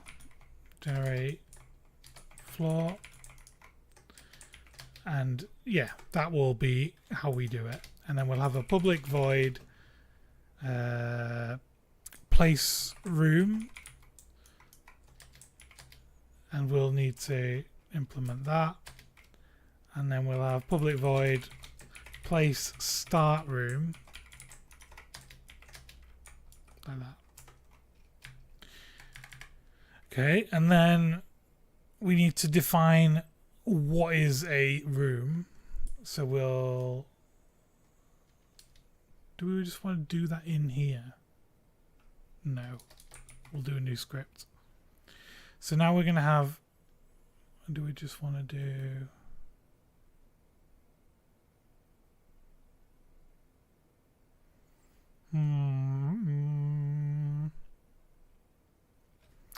let's do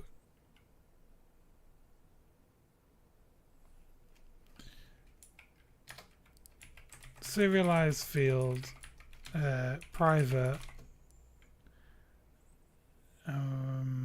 game object, and this will be our starting room prefab, and then we'll have our room prefabs, and then we will have a number of rooms, 10. So we're going to kind of do it on a grid, basically. So we need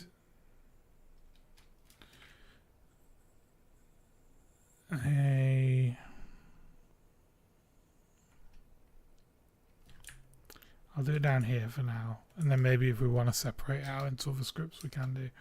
But a public class, and we'll call this grid pos, as it's like a position on the grid. And then yeah, we'll have a public int x, public int y, and what else do we need? Yeah, grid pos x and y, like that.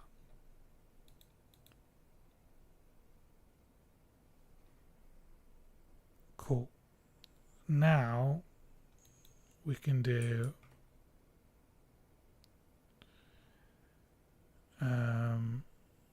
oh, not a class. We could do this as a struct.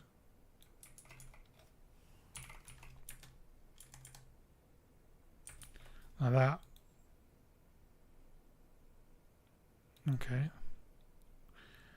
Then we will do a dictionary of grid pos and the game object, which really is a room. We'll call it floor layout equals a new dictionary, like that. Cool.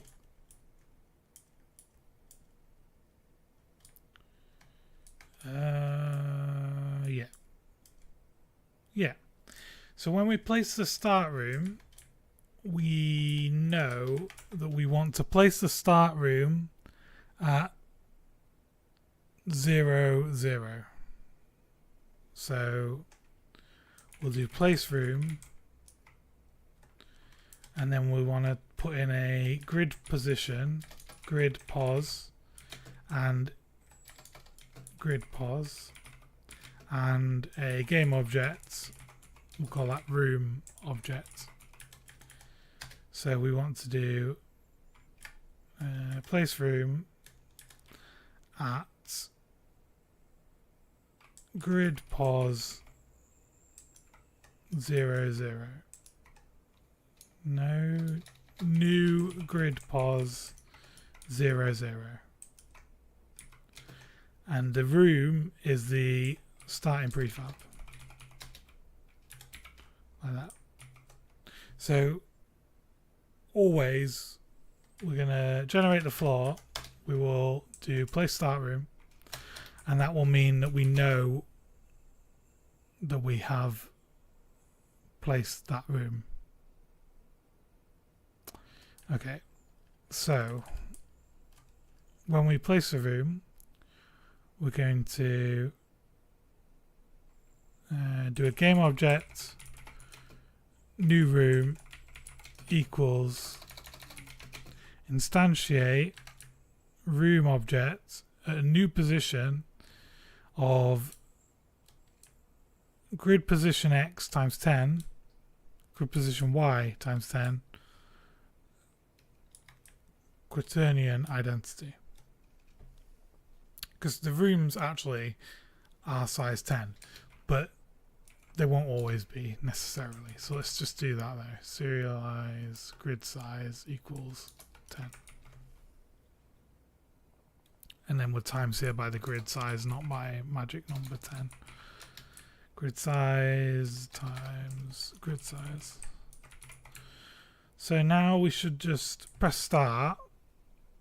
If we try it, it should just generate a red sphere in this 0, 0 position.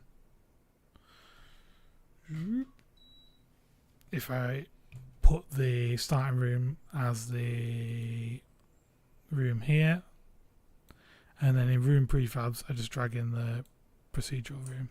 Save, save, save. Okay, play.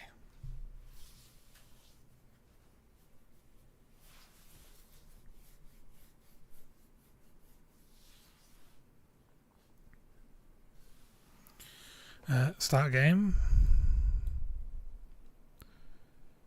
I didn't tell it to run, did I? Generate floor, no. So let's make it on start. We'll do it now. Generate floor. Save. Save. You are not 24. How old do you think I am?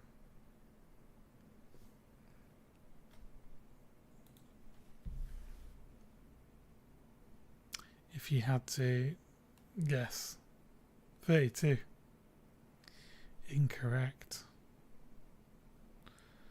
I'm 36-ish? Something like that.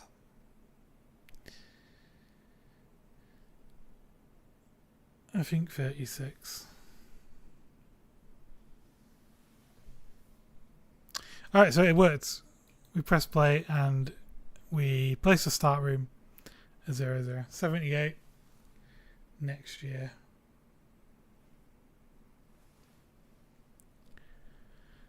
Okay, so we can create a room at 00. Cool. Then,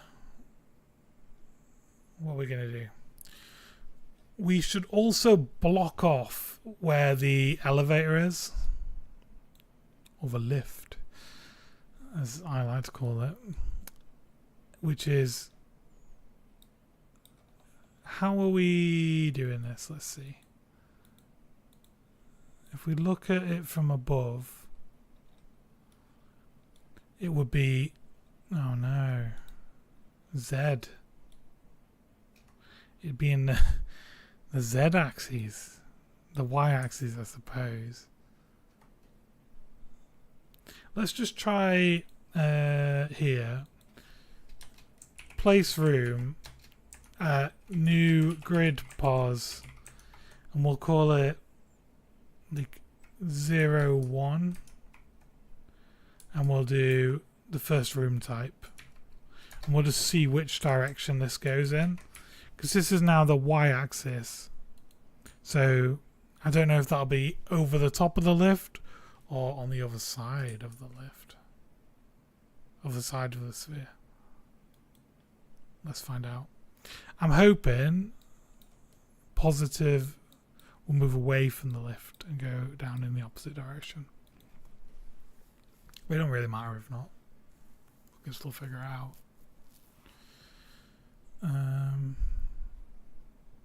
Okay, so positive places the room over the top of where the lift is. But that's good, because what we want to do is we want to lock off that position. And we can lock off that position by doing, when we place the starting room, we place the room, and then we will, we'll do floor layout, grid position equals the new room. And then also on the start one, we know that we want to do floor layout, grid pause plus. Can we add it together though? Well, we know what it is anyway. It's 01. And then we want to add the same room again. So we could maybe put here, instead of void, we'll do game object, and we'll just return the new room like that. And then we can do new room, game object, starting room equals place room, and then we can do starting room. So this will look weird. No, like that, equals starting room. No, that don't work. Why does that not work? Oh, you got to put new. New grid pause 01.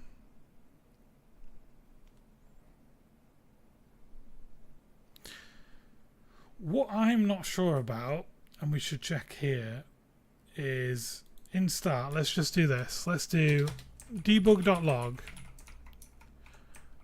Does, and then we'll put a $sign here. We'll go does curly brackets, or does grid pos 01 equal grid pos 01. And that probably sounds really weird, but basically I want to know if doing new grid pos 01 equals new grid pos 01, because I don't know if that will count as a new grid position and that will also count as a different new grid position, and then it will think, oh, they don't equal the same thing, even though both of them have the same grid position, if that makes sense. Like, they could, we want those two to equal the same thing, but I don't know if they will, because basically it's like saying we have one grid position where the x is 1 and the y is 0. If we have another grid position where the x is 1 and the y equals 0, are these two grid positions equal to each other? To us as humans, yes, they are. To my computer, I don't know. So let's just press play, and it should say either true or false. I'm hoping it says true, and that those two grid positions are equal to each other. If it's just false, then we've got to kind of figure out a way to do that. False. Ugh.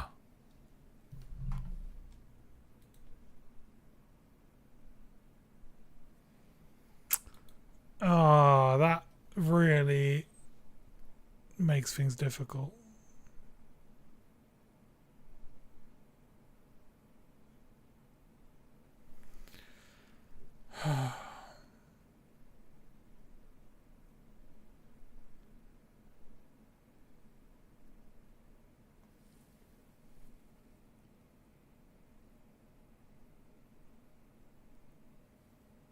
We can't use that as a grid position if those two don't equal the same thing, because then we'd never be able to find the room again. Because then we can't do...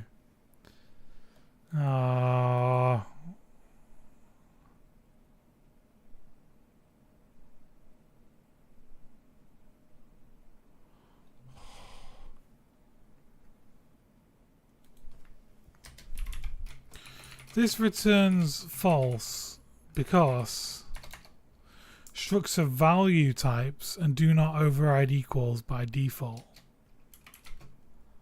You need to implement IEquatable and override equals and get hash code for proper comparison.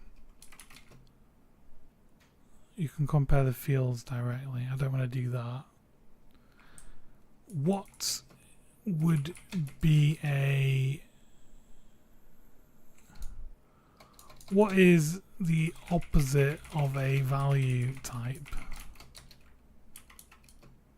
Reference type. Yeah, but reference type is not what we want to do.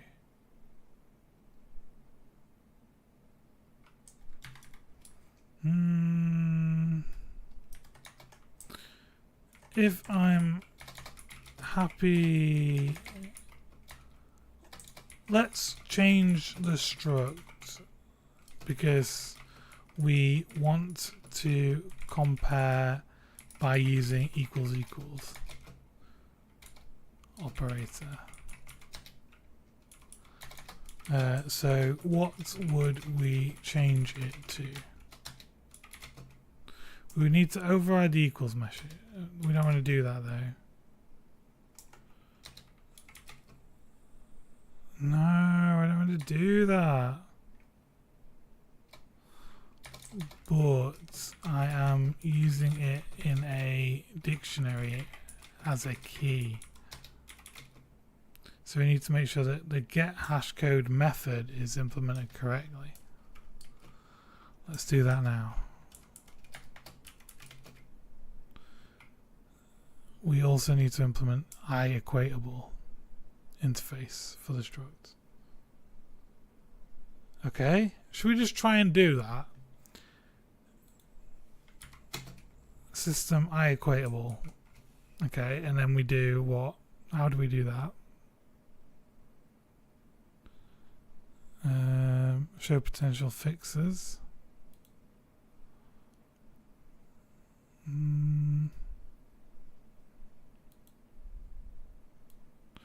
What do you just put system iEquatable?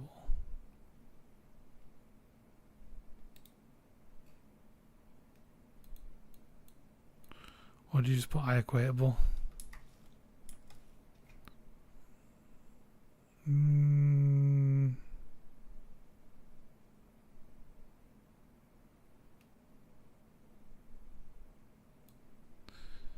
I don't know how to do it.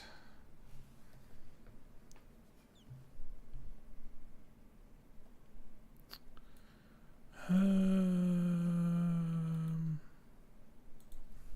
going to Google iEquatable on struct example Unity.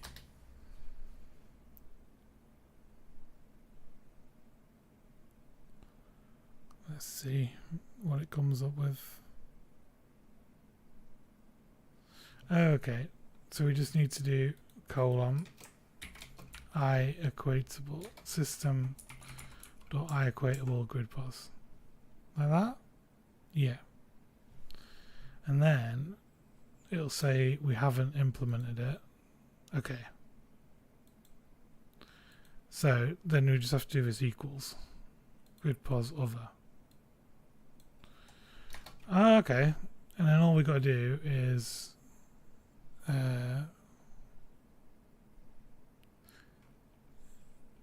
if other is null, return false. Sure. Okay, if this x equals other x and this y equals other y, return true. And then return false if not. Grid pos and null. Oh, okay, you can't anyway. Fine. So if this x and other x and this y equals other y, then return true. Otherwise, return false. Now, is that an override though? I don't think that's an override.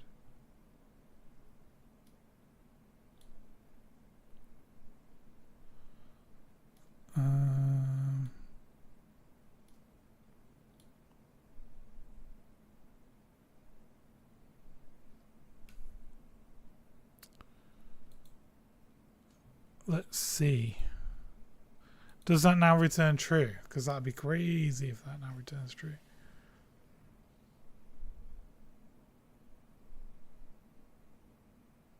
False. So that hasn't worked. Did I need to do like an override or something on that? Public override.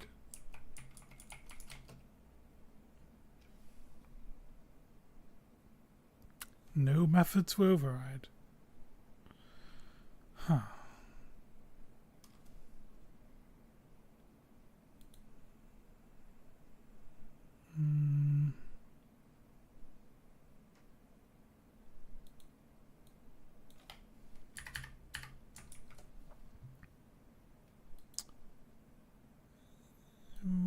What then? Using struct as key in dictionary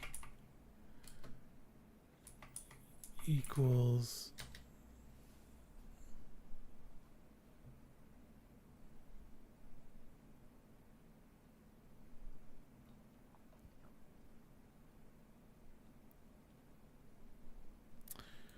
oh, if we use a class,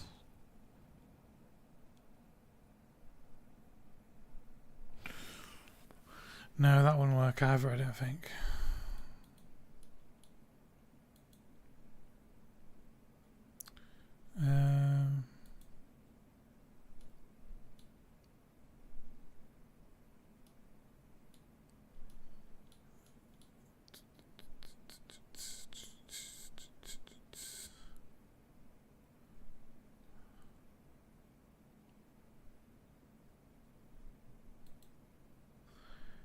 Oh, let me try the way you've said it. So public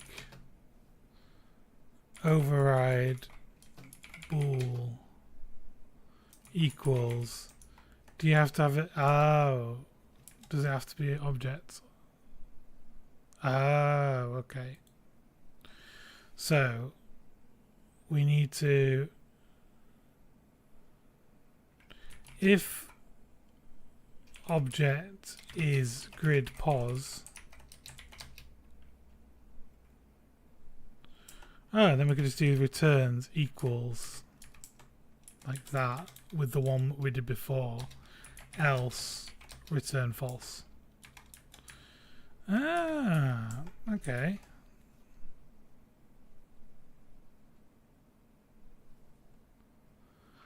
So now, if we try that,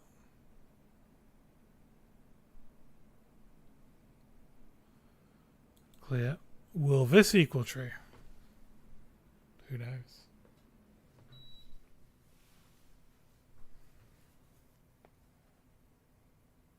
False.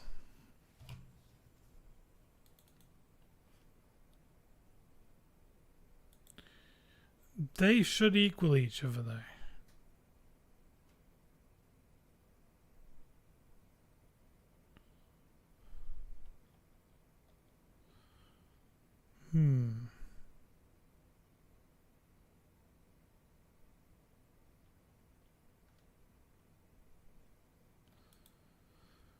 If object is my struct,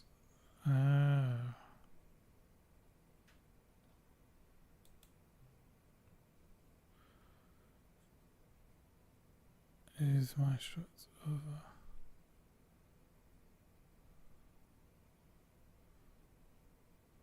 return.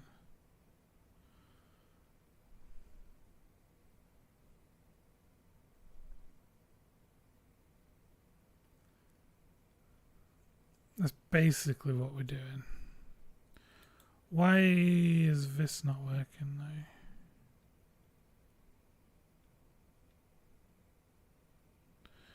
Oh wait. Overrides object equals object O, but does not override object get hash code.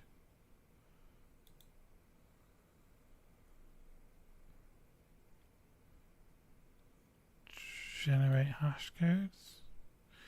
Get hash code. Okay, so an hash code is an int.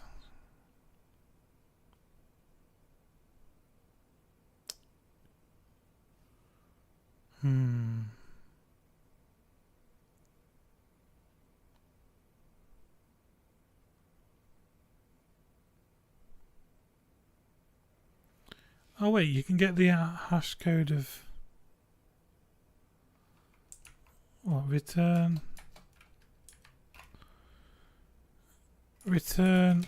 x y get hash code. What does that do?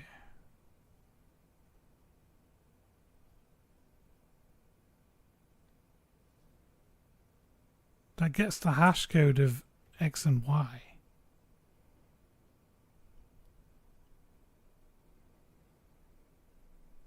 What?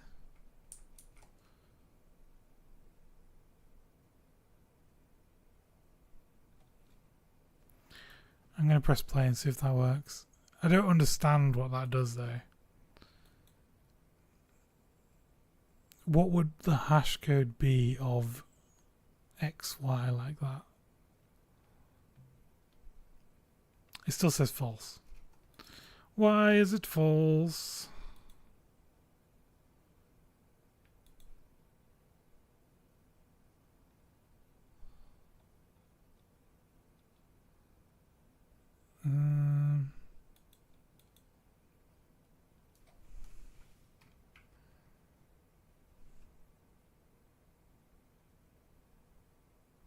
Oh, okay, yeah, that's what I'm doing. I'm using it as a key in a dictionary up here.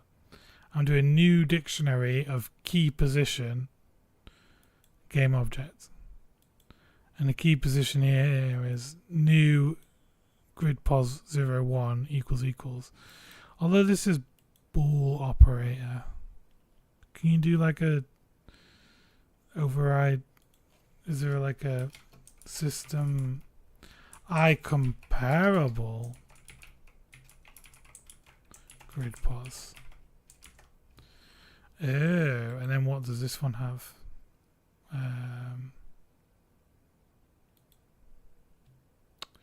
Implement. This says compare to. What does that work like?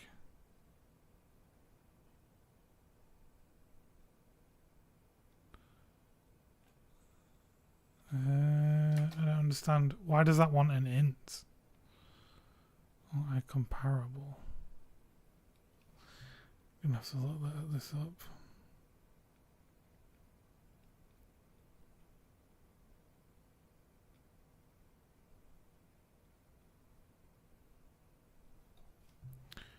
Add this. Let's see. Public override bool equals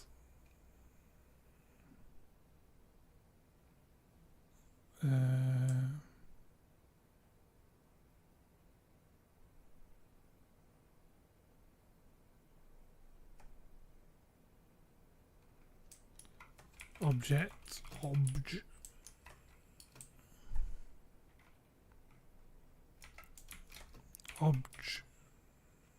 is grid pos other and equals other.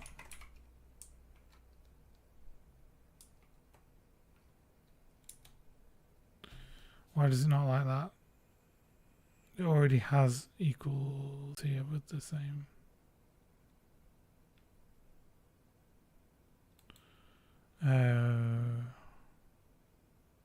Should I just rename that to something else? Check if equal.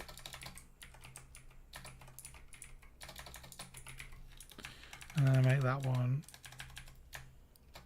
return check if equal. And then this equals, and then I make this check if equal. I don't like that though. It says I already have the same. Oh, because I got it here.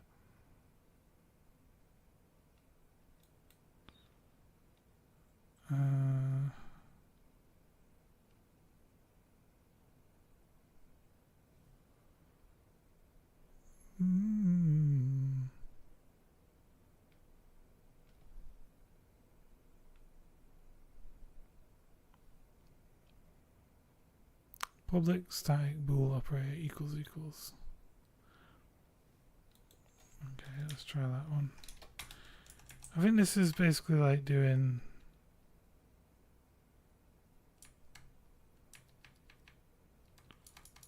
the same as this now.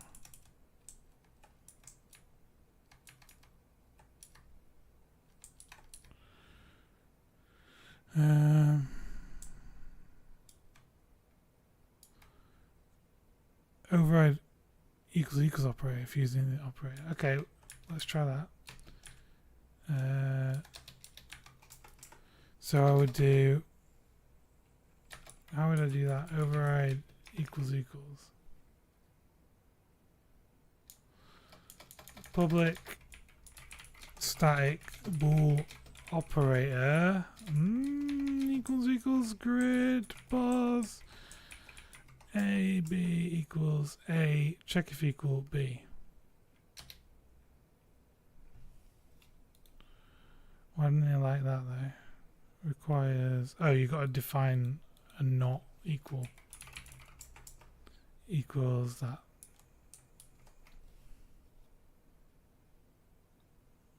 And then what am I not implementing now? Compare to. Oh, I don't understand what the compare. Maybe I'll get rid of the compare one.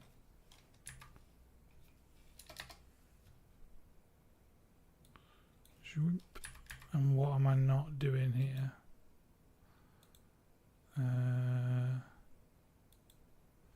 Oh, the equals one.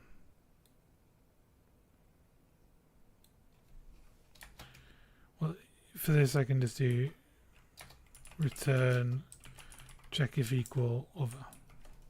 Save. Maybe this will work.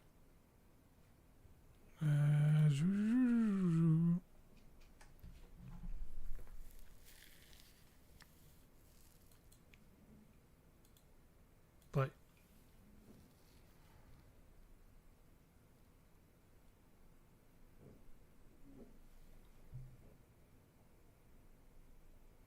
false.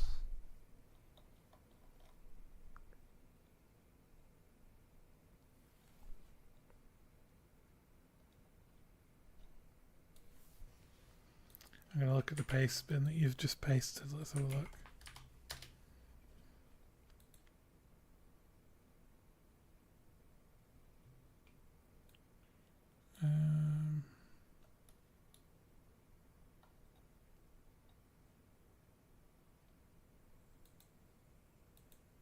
Let's see. It doesn't seem to let me view that. It just takes me back to... Oh, there we go. Yeah. Custom struct.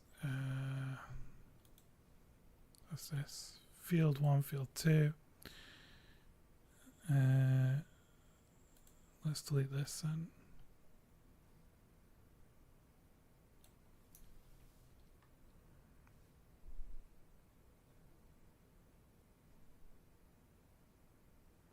Well, we have a lot of this already. Let's see. Public override bool equals objects where object is bool other and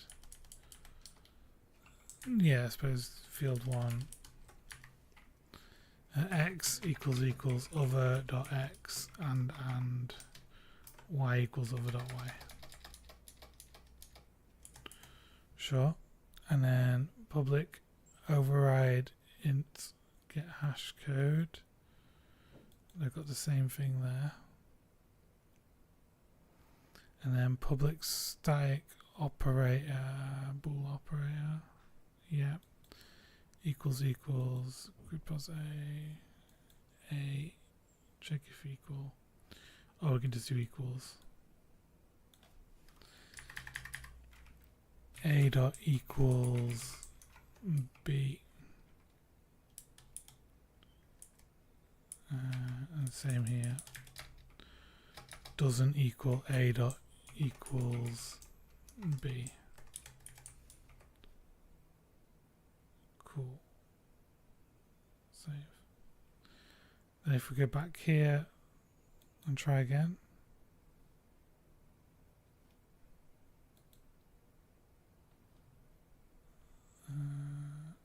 Clear, play.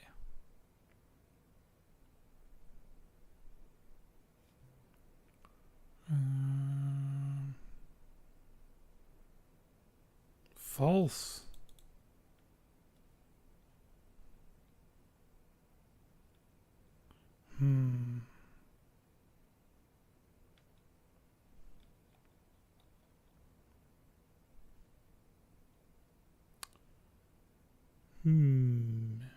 Should these be like overrides or something?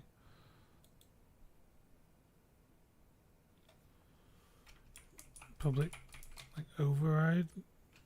No.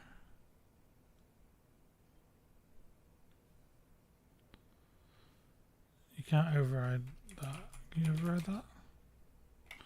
No.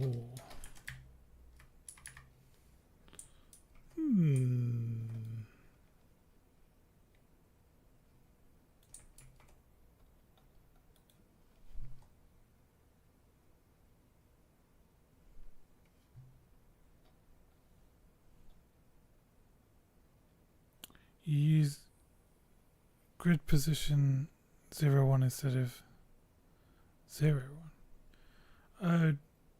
What would that do differently?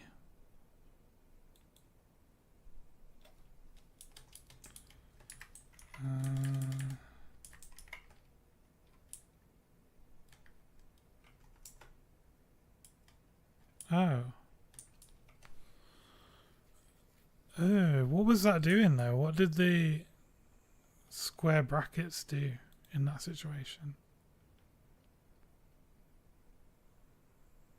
0.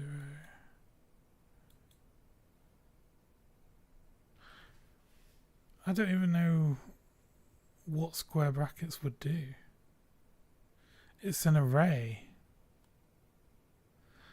Oh. True. We did it, chat. Okay. Oh. We're creating arrays, and the arrays aren't the same. I see. So maybe that would have worked a whole bunch of times. And we just couldn't see it because I was doing arrays instead of actual grid positions. Alright. So, we make the starting room. We also want to add the grid pause. Yeah. As a new room. And then, yeah, add 1 as a starting room as well. Cool. I think that will then work. And then what we're going to do is we are going to public void place random room, random connected room. Place random connected room. And then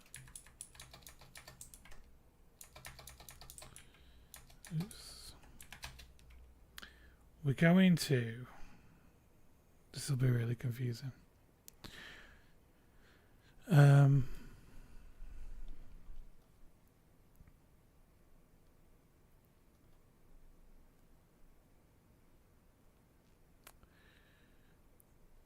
We need to choose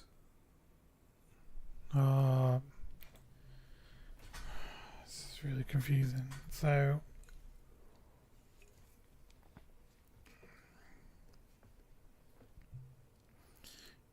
can a grid pause be null? I would say it can. So in here, when we place a starting room, place start room, we should put that as null, which might work. And then we can go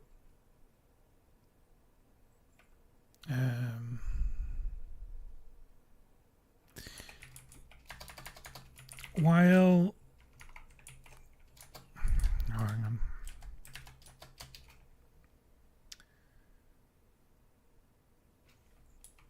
Bool room chosen equals false, and also game objects chosen grid pause chosen room pause equals, we'll just do new grid pause 0 0. Okay, so while the room isn't chosen, we're going to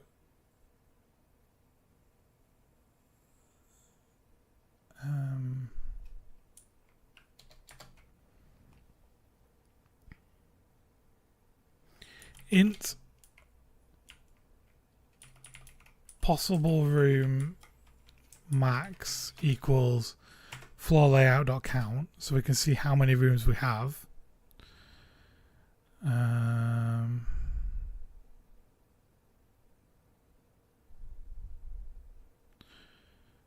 then we'll do if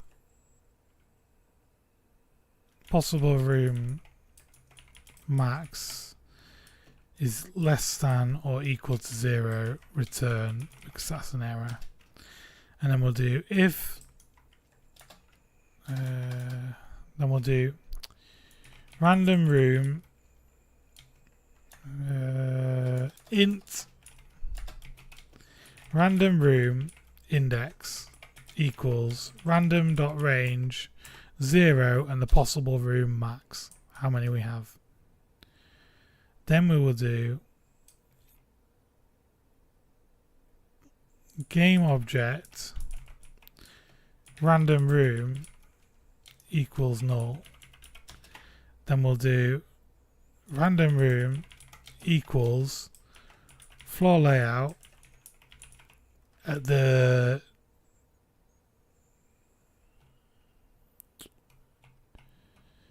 dot contain. Let's check. Can we? How do we turn?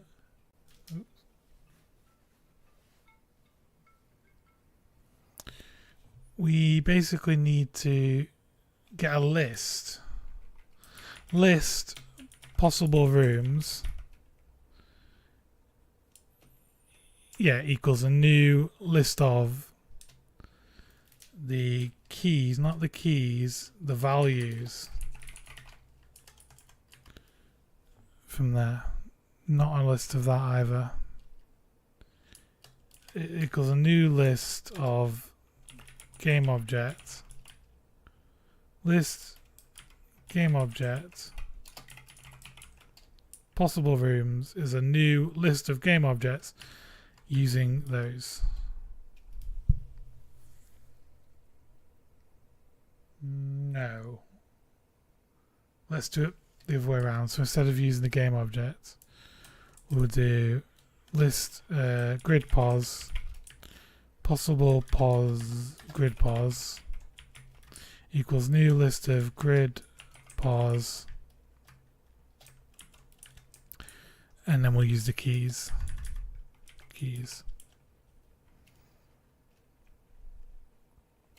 If go to bed. Sorry, I didn't find a group or device named Lava Lamp. Okay. If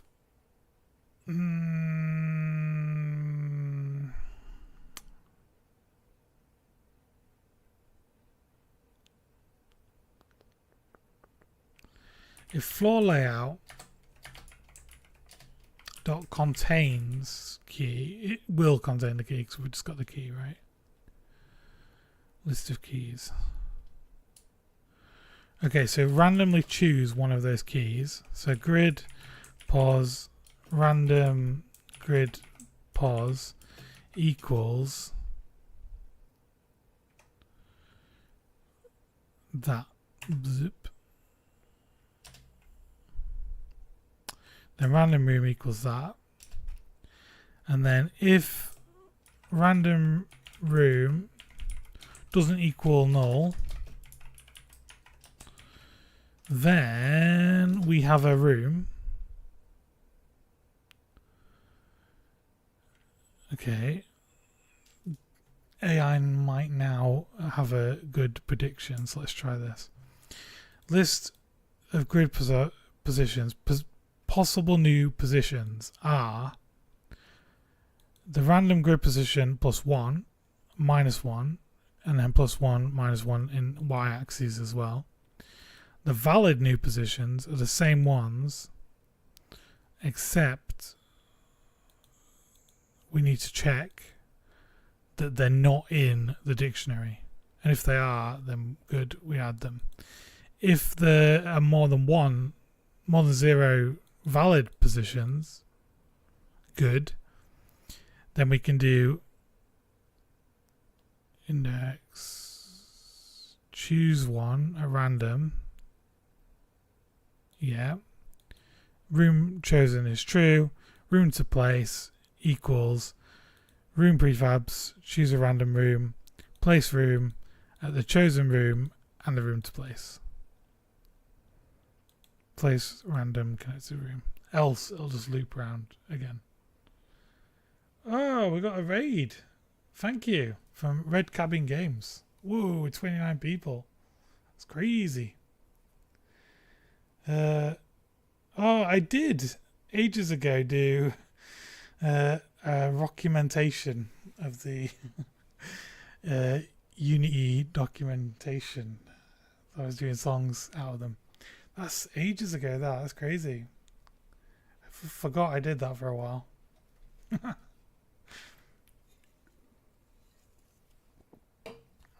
I'll show you what we're working on.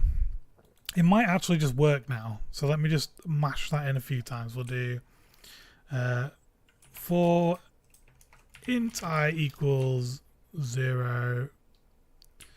I is less than number of rooms minus 1. Why? Well, less than the number of rooms. I plus place random connected room. Okay, cool. In theory, I will press play and it will randomly generate a floor now. In theory. We'll see. Play.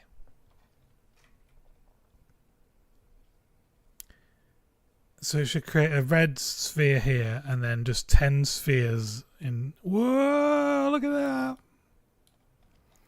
Whoa! So each one of those represents a room. And that's an elevator there with our player in. If I click play. You can't get out because there's these massive spheres in the way now. But we're using these spheres to represent rooms. If I press play again, we should hopefully get a different layout. In theory. Oh, it works. Look at that. Random generation. So that's 1, 2, 3, 4. That's 10 rooms again. So it seems to be working. We said we wanted 10 rooms. Let's try doing 100 rooms and see if my computer sets on fire. Play. Is it going to break or is it going to work?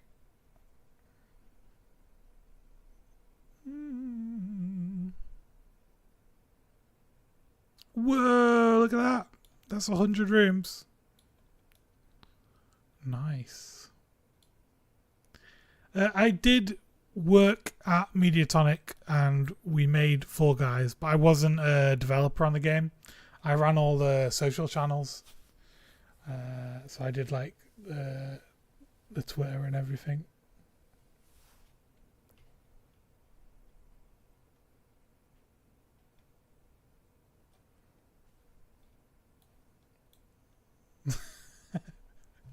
I just read your Yodi tutorial comment.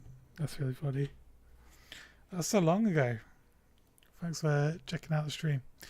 Alright, so I will show you now in the other scene what the actual game is, because that doesn't really explain anything. It's called Sample Scene. Alright, we're going here. And let me just make sure there's no dungeon generator on this. Turn it off. There we go. Play.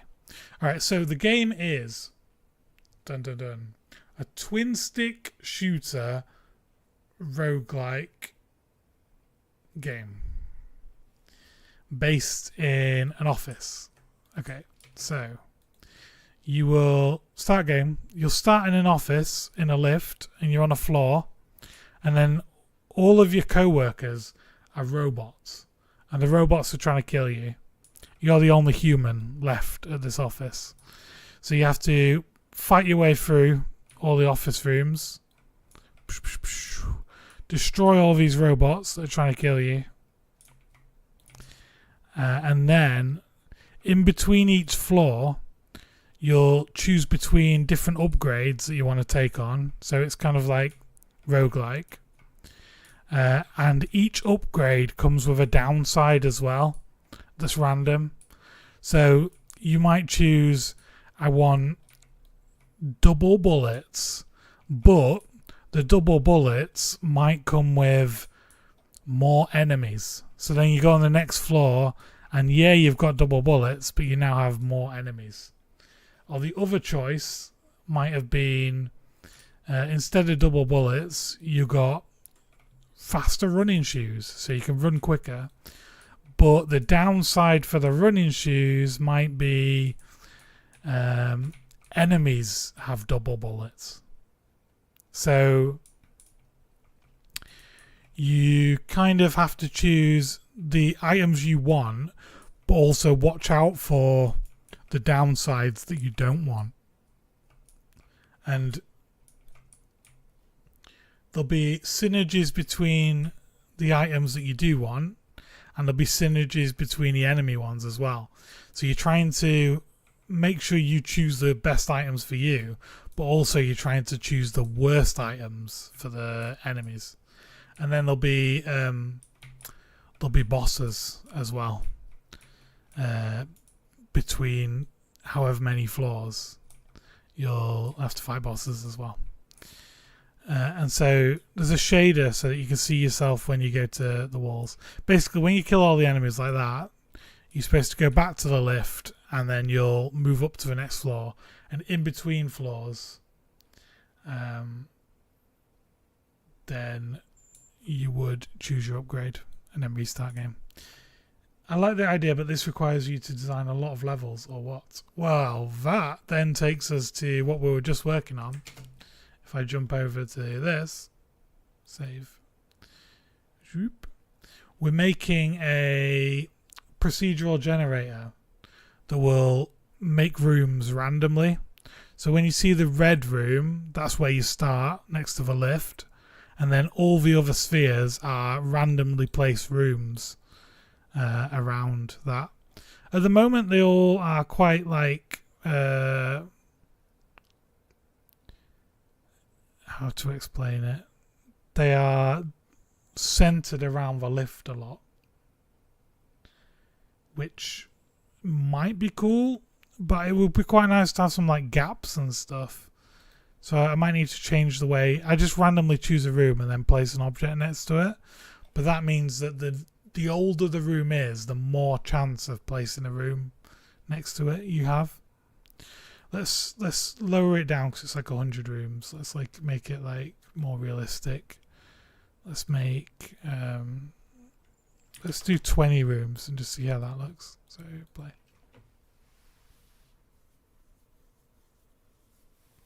Cool, no worries. Thanks for jumping in and watching. Okay, look, see, this looks a bit of a different floor. There's like there's a dead end over here and some extra rooms there. And then what we might do as well is like combine some of the rooms together to make like longer or bigger shaped rooms, which might be interesting as well. So what should we do? We should change the spheres now. So now we know it works. Let's go into the sphere procedural room. Are you going to PuckGen rooms interior? Yeah, so I'm going to delete this sphere now. This was mostly just to sort of test it and make sure it was working. We'll put a floor in first. So I guess we could use a quad for it. Angle it so it faces downwards. Should it be that way or minus 90? No, it should be 90.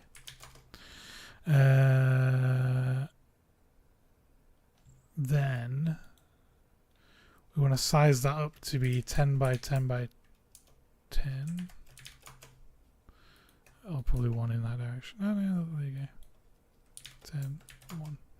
Alright, it needs a material on it, so let's use the floor material that we made before. Over here, floor. And then we'll go back here. Let's now delete this overall floor that I made, or we'll just make it invisible anyway. If I press play now, we should just have all the floors of the rooms and no spheres. Nice, look at that. Except the starting room. Let's just do that one quickly. So It's just a different object is all. Starting room. Get rid of the sphere. We'll go in. We'll just take the procedural room and put it in the starting room as well. There we go. Yeah, and that's fine for now. We'll just basically it is a normal room still for now. So if I press play, we should start in the lift, and a bunch of enemies should spawn in randomly. Not in each room though at the moment, but that's fine. Cool. So now we have a random layout for the floor, but we don't have any walls.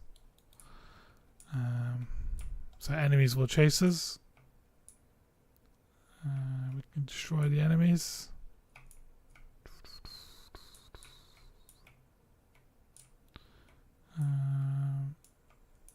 At the moment the enemies just like charge towards you, but we'll have different types of enemies. So we'll have some that shoot, some that stay still but shoot as well.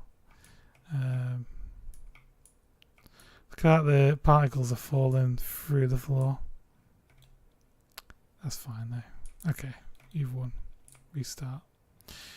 So if I just look at the shape of that and then I stop it and start it again just to check it still looks different and make sure it's working.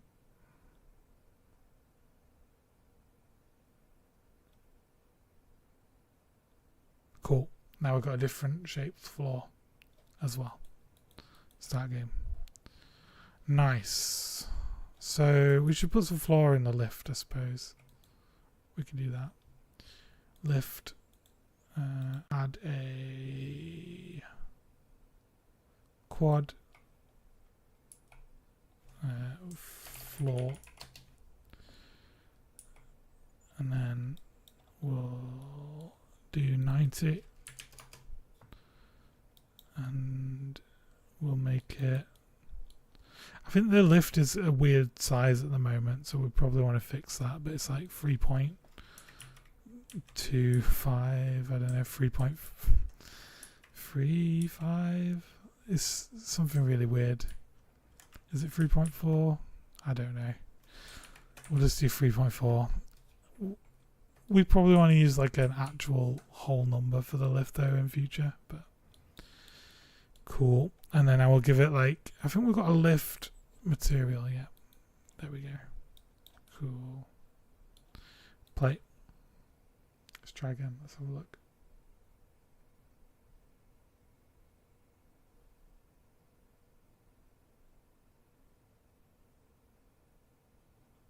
Start game. Cool, so if a lift opens up, you come onto the floor is randomly generated now, and enemies start spawning in. We're going to have to figure out where to put all the walls now, which I think is going to be a bit tricky. But maybe not the most tricky thing.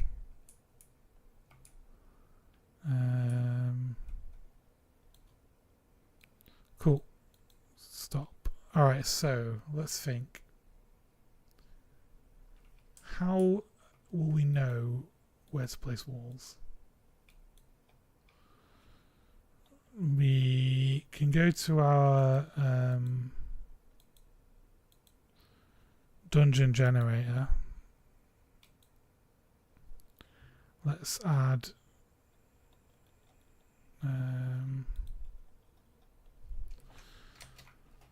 public void place walls. So we are going to need a few different prefabs. We're going to need wall prefab and also wall with door prefab. And then we're going to go through every room and we're going to place walls only on how are we going to know?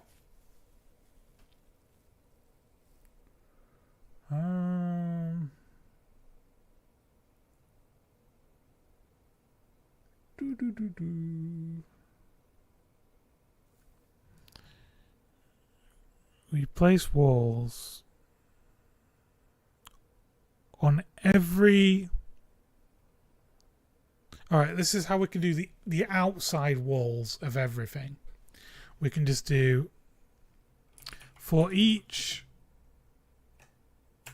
key value pair in floor layout, the position equals the key and the room equals the value. If the room doesn't equal null, then place a wall in each direction like that, basically.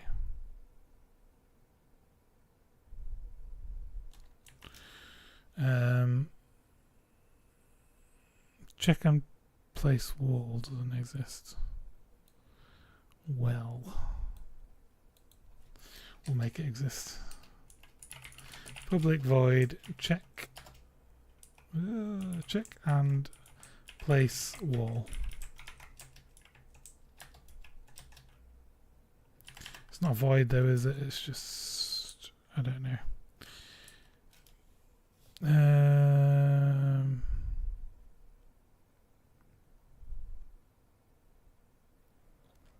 Let's not, I don't think we need to check and place it. We can just place it, right? Let's... Oh.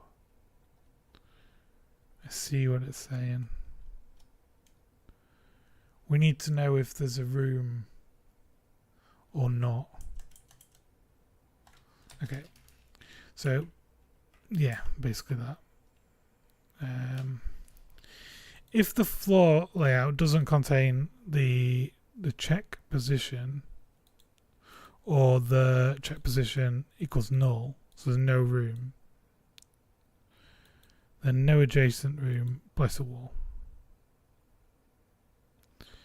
If there's adjacent room, place a wall with a door. We don't want to do that, or we're going to end up with double walls with doors. That's fine though. We'll just do that. That's okay for now. Okay, save.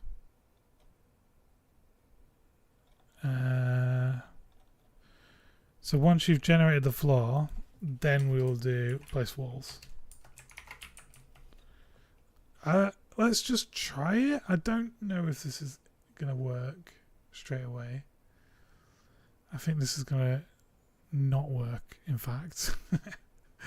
But let's have a look at what happens.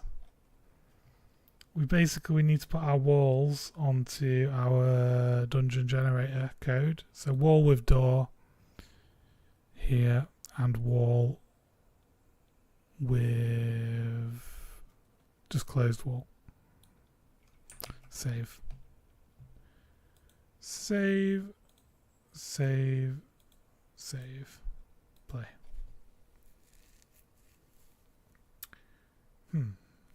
Let's see what happens.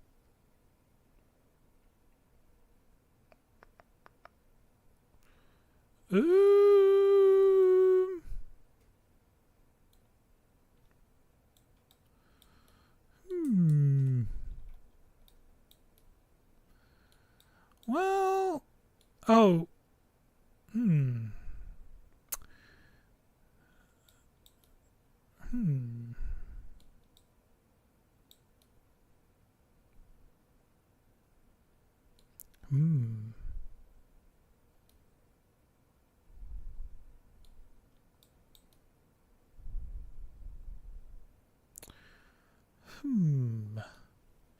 Why are some of the walls in the ground as well?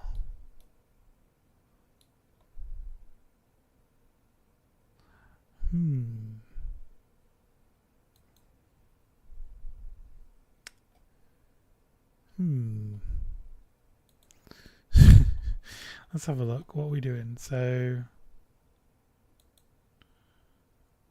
current position.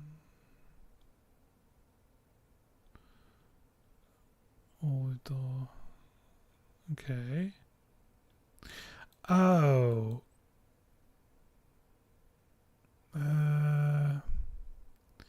it needs to be halfway between this and, so let's see, vector 3 current room pos equals that, vector 3 adjacent room pos equals that. So then the room with the door would be in the middle of those two. Is that how you do that? That plus that divided by that by 2? Yeah. And then the position would be the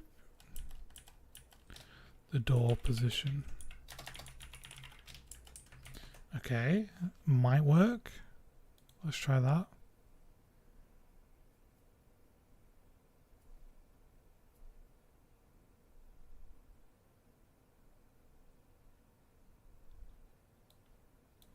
Play. Let's see how crazy that looks.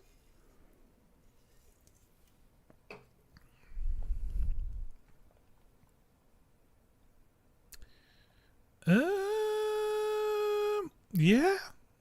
Yeah. No or yeah. Okay, so the walls with doors are in the correct places. But the walls that are supposed to be around the edges are in the middle of the room. So we need to do that code again for this bit. So wall position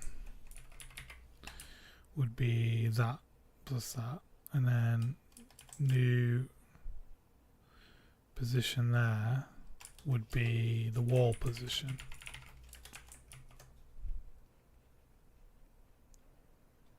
And we could probably put that there actually. Like that. Zoop.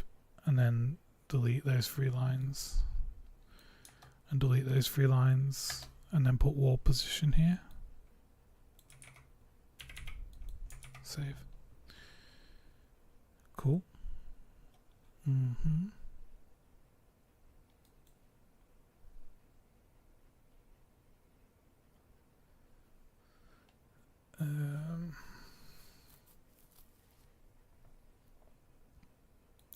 So unpause, play again.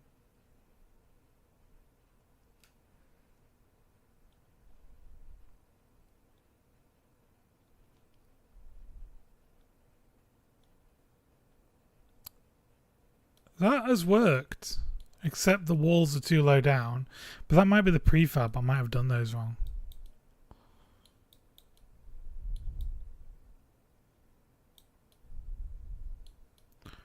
Oh, and we want to fix this one here as well. Also, I think there's probably 2 walls in this space here. Yeah, look, there's 2 walls there. Okay. So, closed wall. And then wall with a door. Oh, the wall is like a separate object underneath. Copy.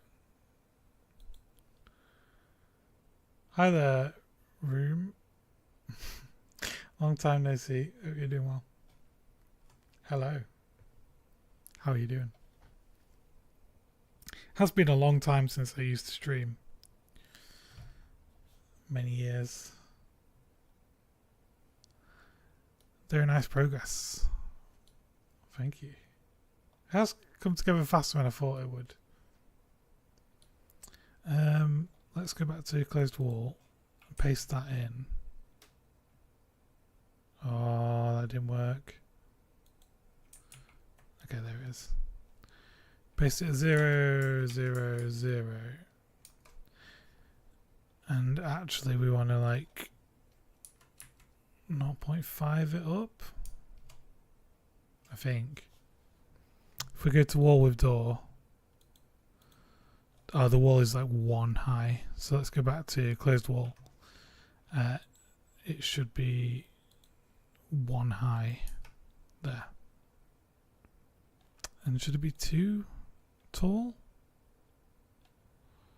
Wall with door 2. Closed wall 2 high.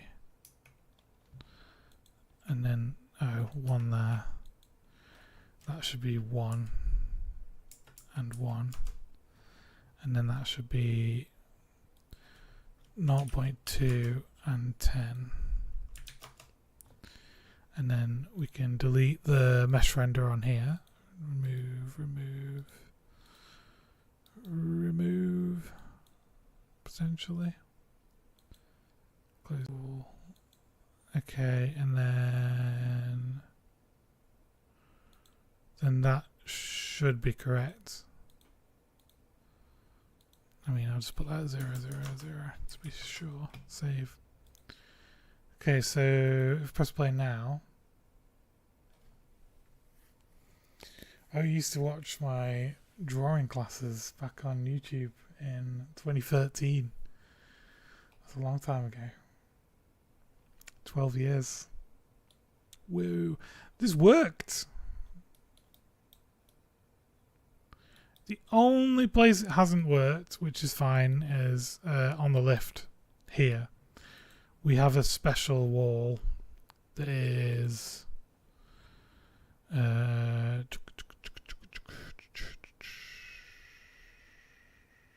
wall with lift opening. So if I override apply all, if I just put one of those walls in for now, save, and then I go to here,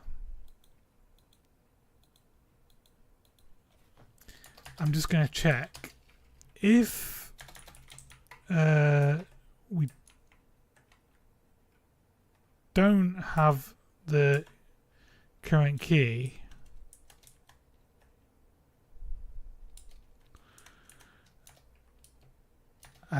And also floor layout check pos equals null, then we know it is the lift room. Oops, check pos equals null. It's the lift room, so we can maybe then we would instantiate lift wall prefab wall position rotation. Cool, and then we just put another prefab in for the lift wall. Yeah, maybe we do it that way then. Then we can delete the one in here. What is the program being used? So this is Unity. It's free. You can get it and start making games for free, which is really, really cool. And then this for coding is Visual Studio, which is also free, and it comes with Unity when you install Unity. So everything I'm using right now is completely free, which is really cool.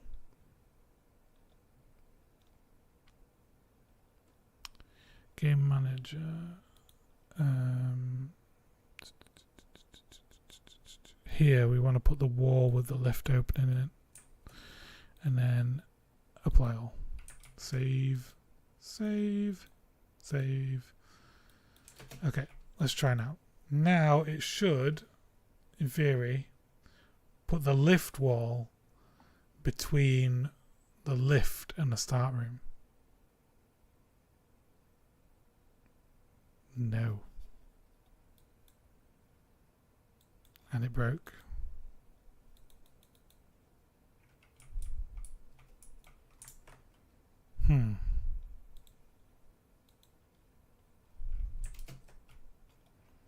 Why did it break? The grid pos was not present in the dictionary.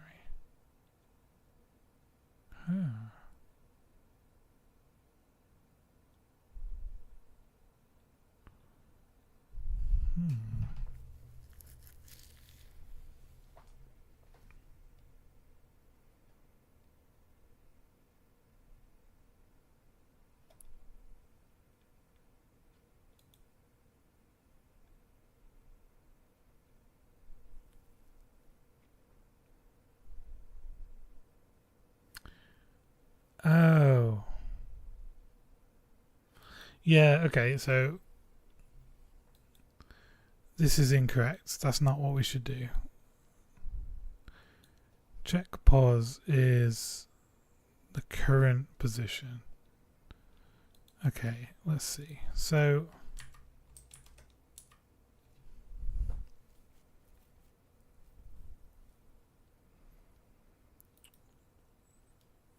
it was happening in here though, because we're getting that situation there.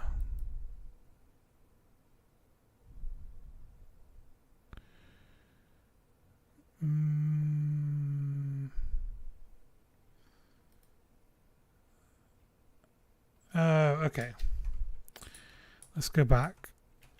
So basically, we don't want to say it doesn't contain that. We're basically saying if it does contain the key, but the object is null, then it's the lift.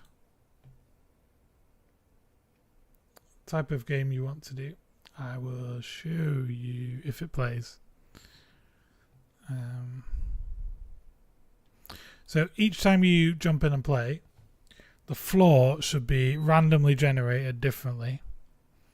And it's basically, it's this big office and you're an office worker and all the other employees are robots and they're trying to kill you. So you have to kill them all. And then go to the next floor and kind of repeat and get all the way to the top. We're having a bit of trouble. It's not generating the correct wall here between or is it? That's the normal wall.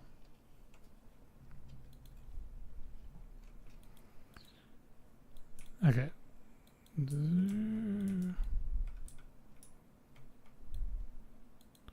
It did generate the correct wall. It just also generated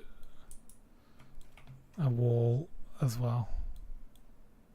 Alright, let's just have another quick look. So okay, so if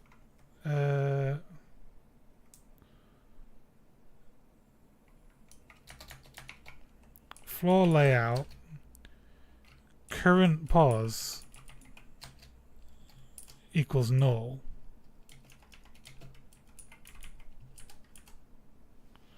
then this is when we know it is the lift room. So return, don't do anything.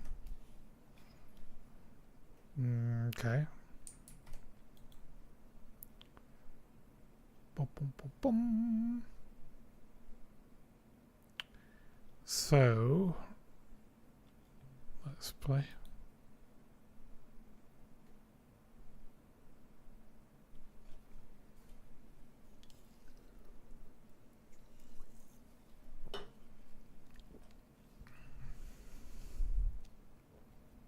Start game. So no, it's not words.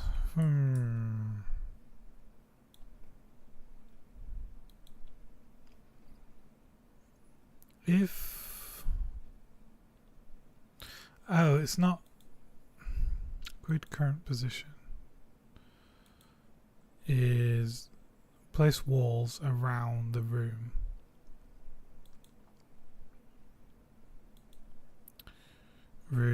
If room equals null. If room equals null, then return. Okay.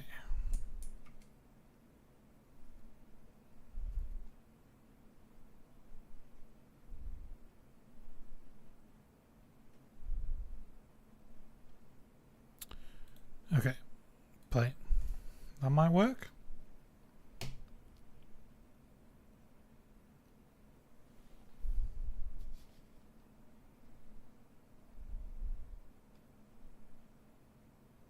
No.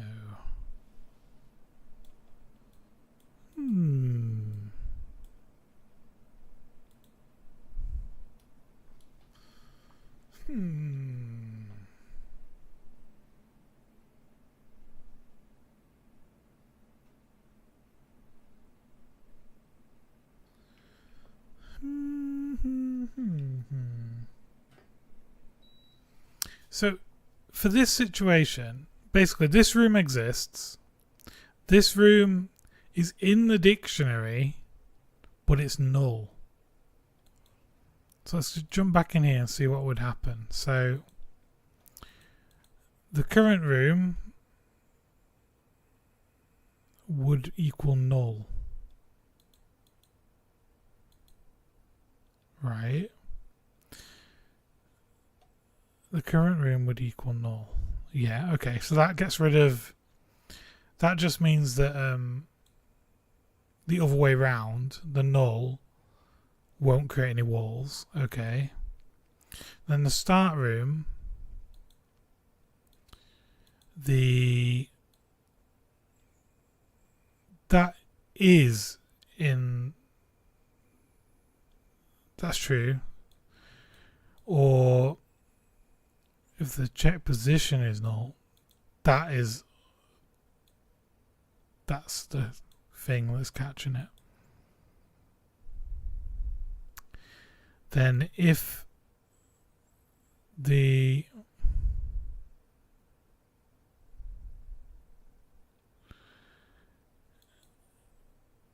it contains the key and also is null, that should be the lift.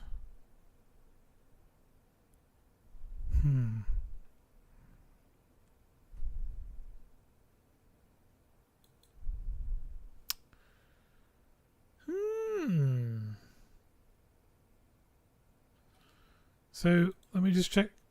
The lift doesn't have a wall built in. And the starting room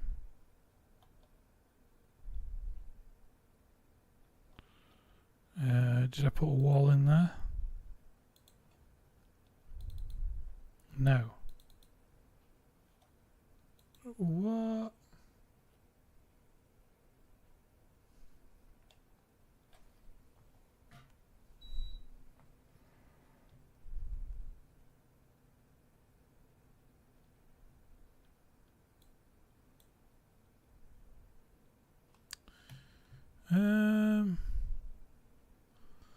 Let me just check. So, am I in the prefab here? Yeah. Let's go out of the prefab. Let's just press play. Do I spawn in a wall with lift?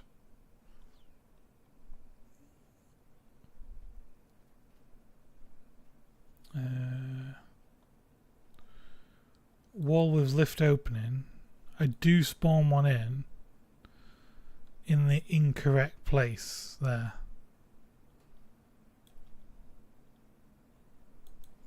And also there. And I probably do one there as well. Oh, okay, so I'm going round this way, doing it the opposite way, I suppose. Why is that there though?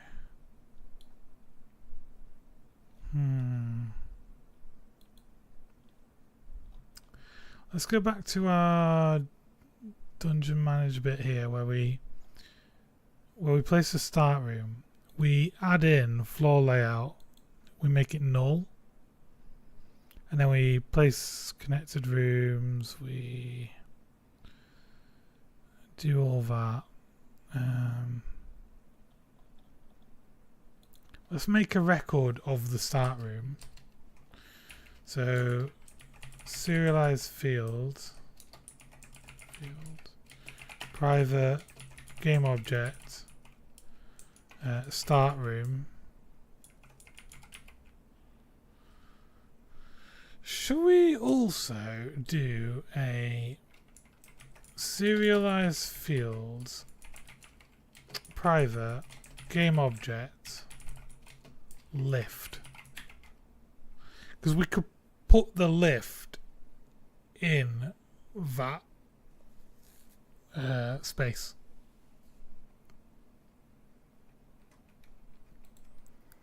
And then we can do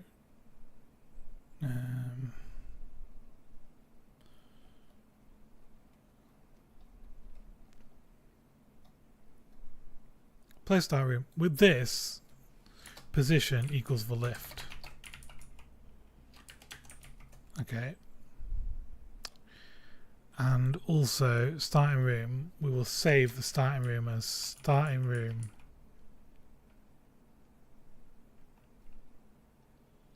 or start room. What did I call it? Start room equals starting room.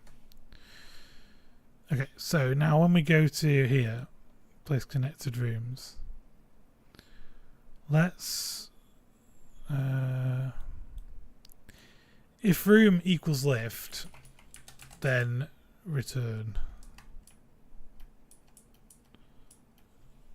I can't do that. Oh,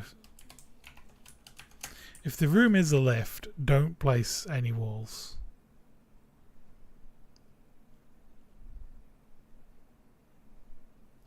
Okay, and then if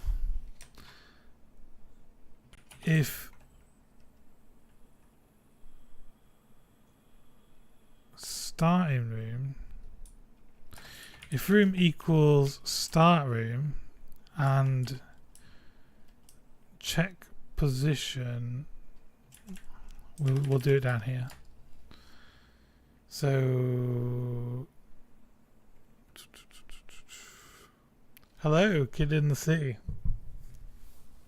We're in the middle of very confusing code, but hopefully we've almost figured it out. So if let's think, if the room equals the start room and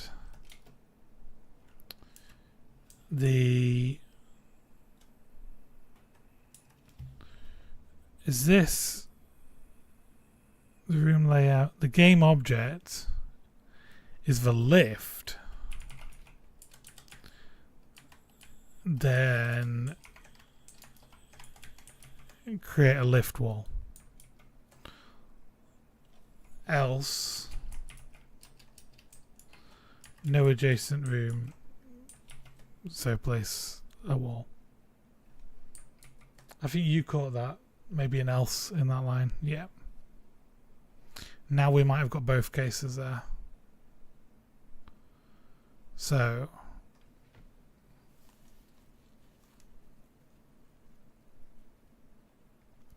that should mean that only between the start room and the lift is that lift wall. Otherwise it should just be a normal wall. And if the room is the lift, we don't place any walls around it. So clear errors, press play. In theory.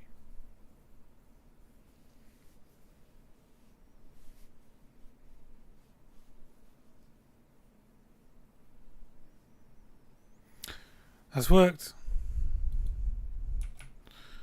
Nice. So we only have the lift with the lift wall there. Whoa! And then let's just make sure we can get to every room. So we can get to this room. We can get to this room.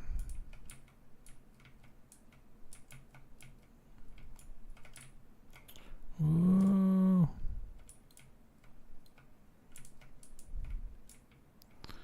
I don't want to kill them all because the level will end.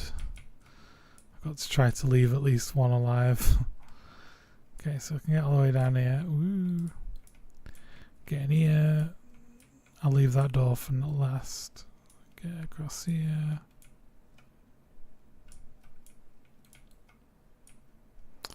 Get over here. Get over here. Get over here. Looks like we can get in every room. Every room is randomly placed. We are stacking walls at the moment. Here, these are all stacked twice because we check this room and we place this wall. Check this room and we place this wall again. So we need to... I don't know how we'll know we've already placed a room wall between those two. Um,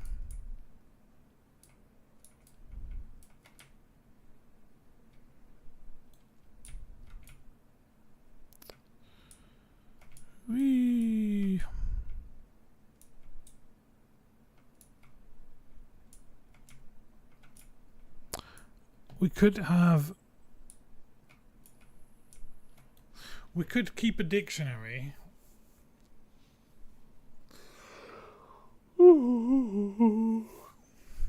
A dictionary where the key is 2 rooms, and if could we do that?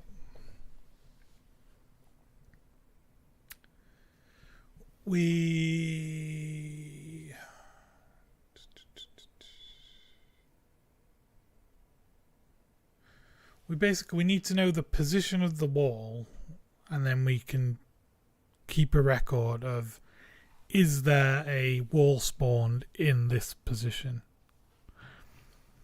But the position is tricky.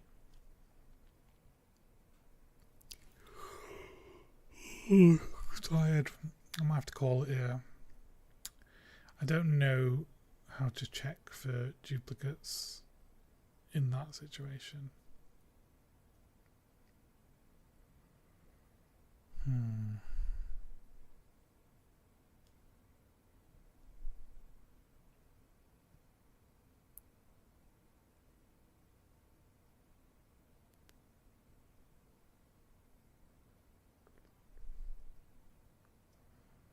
Properties on the room prefab.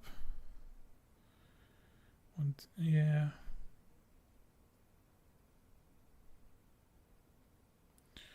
One of the issues is if you have a place in the world like 2.5 by 2.5, when you're using floats, 2.5 doesn't always equal 2.5. It's really weird. So you can't do like a float of 2.5 equals float 2.5. It might approximately equal it, but it won't always equal the same thing. Brad, hello. How goes? I don't know how to solve that. It's weird.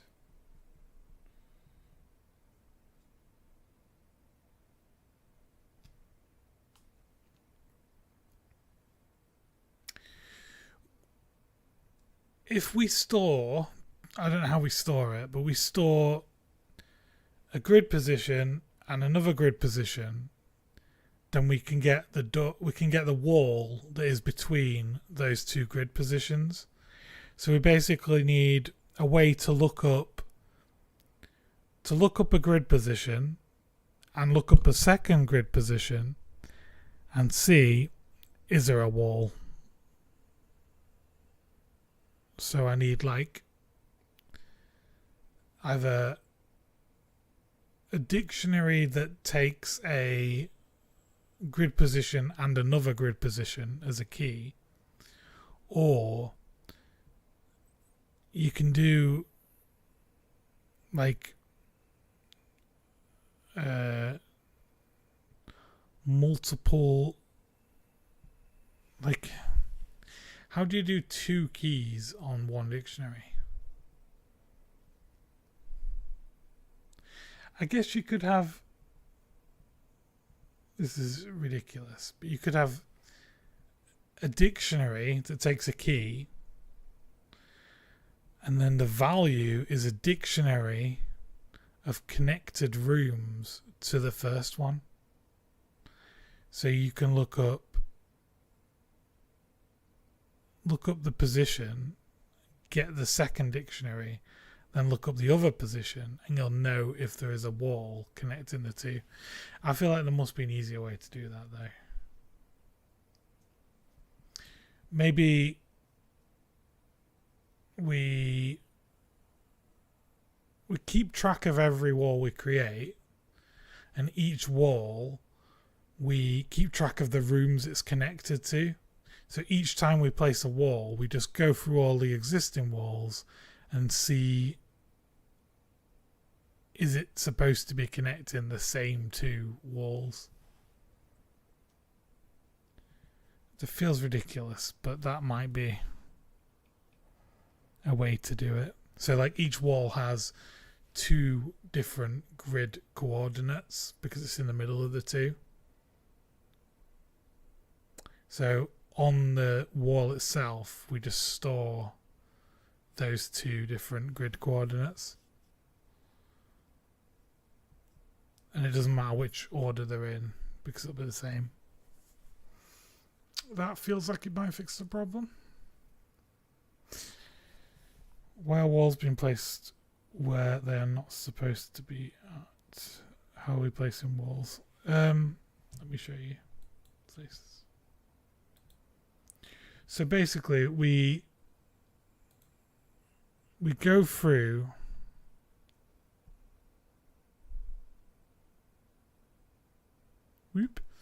we get each room. So like we get this room and then we check this wall. We say, is there a room this way on the grid? Yes, there is. So we put a door. Is there a room this way? Yes, there is. We put a door. Is there a room this way? Yes, there is. Put a door. Is there a room this way? There's a lift, and this is the starting room. So we place the lift wall. And then we go to this one and we go, is there a wall? No. So we do a full wall. Same on this one, same on this one. And then we check this place again and we say, is there a room this way? Yes, there is. Place a door. And that means here there is now a wall with a door twice because we checked it once for this room. And then we checked it again when we were on this room, checking this way. So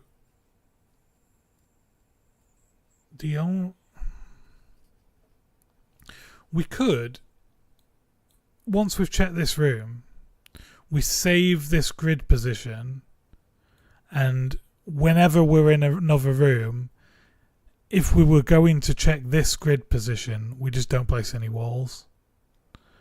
And then we check this room and we add this to the same list.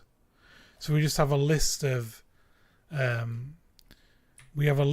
grid positions not to bother checking. Ooh. Ignore the enemies that have escaped the office. That's because the enemies aren't spawning into the rooms, they're spawning into positions that we've already set, and we've moved things around since then.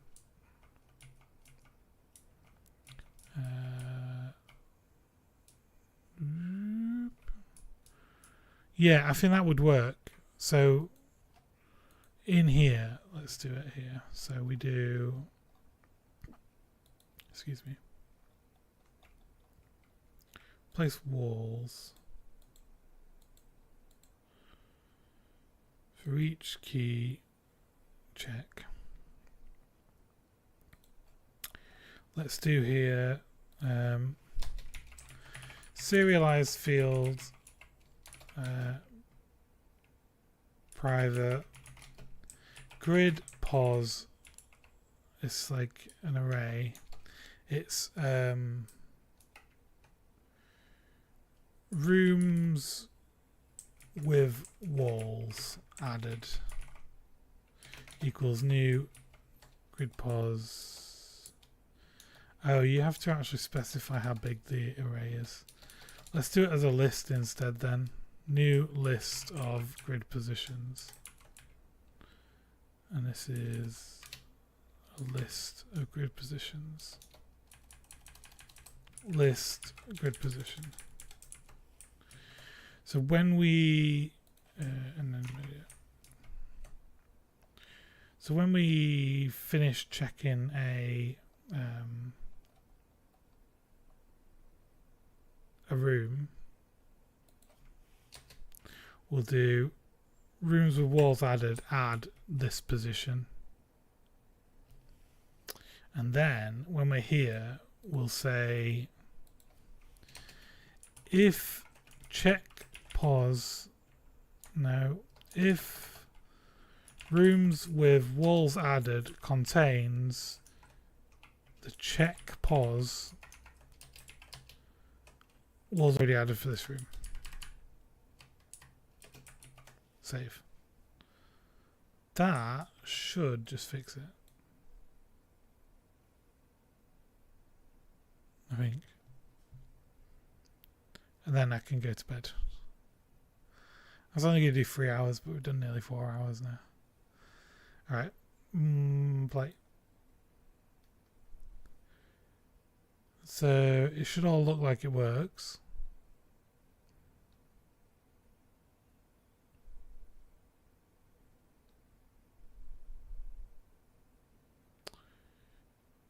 Huh. Oh. Except for in this situation where it's this room.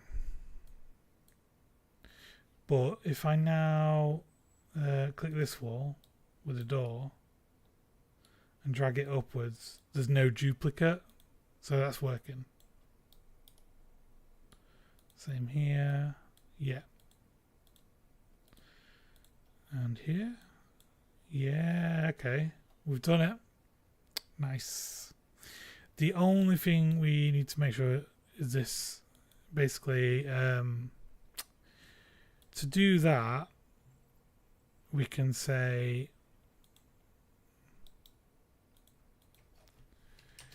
if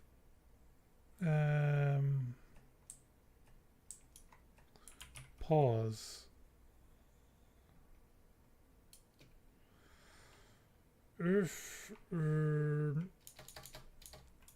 room equals the lift, then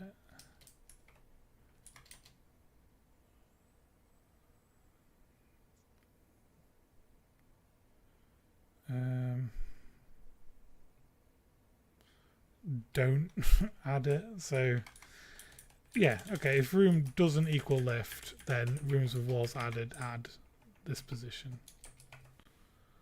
That makes sense, I think.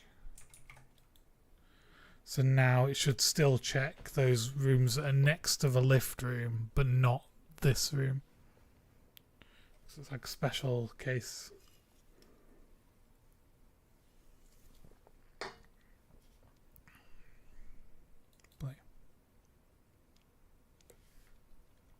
Or we could have done it the other way around, that even on the lift room, if we found another room, we still put a wall.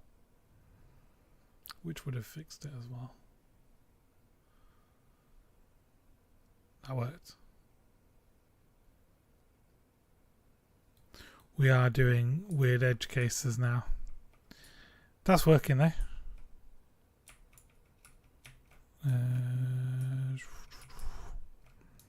That all looks good. This all looks good over here.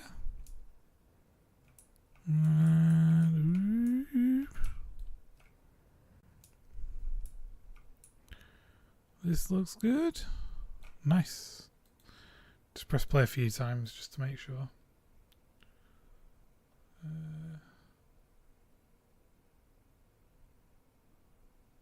Yeah, we need to check all sides of the lift really. Okay, so that side and that side both worked. Let's see.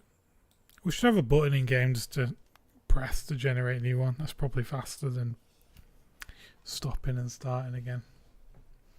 Although then you'd have to keep track of all the rooms and destroy the rooms. Still.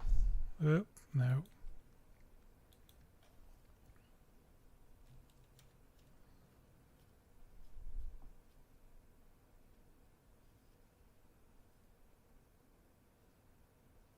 Doo-doo-doo. Hey, there we go. It's working on all sides of the lift. I don't see any mistakes. So we're good.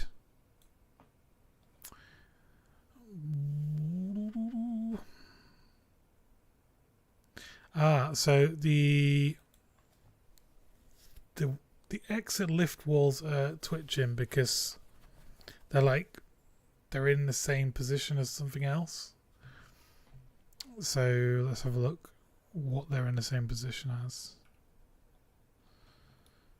So when they open up, they're the same height as the walls. So I either need to make the doors a bit lower, or the doors a bit higher, or the walls a bit higher. I'll make the doors a bit lower. Let's do that. So for our lift, walls and doors, let's, instead of 2, let's just make them 1.9, and then we'll just make it up by 0.5.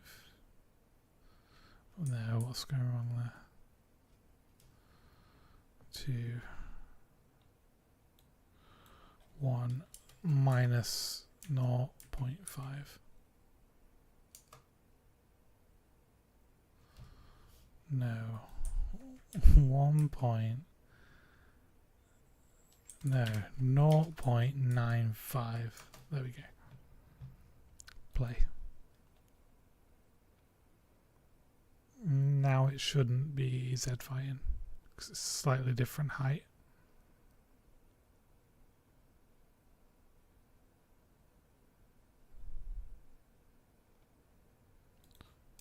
Full screen. Pause. Full screen. Start game. Cool. It's still Z fighting on the sides.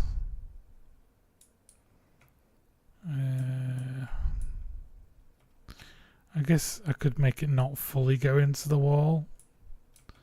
Just almost. And the floor is Z fighting a bit as well. I made it the wrong size, I think. How can I try and fix that?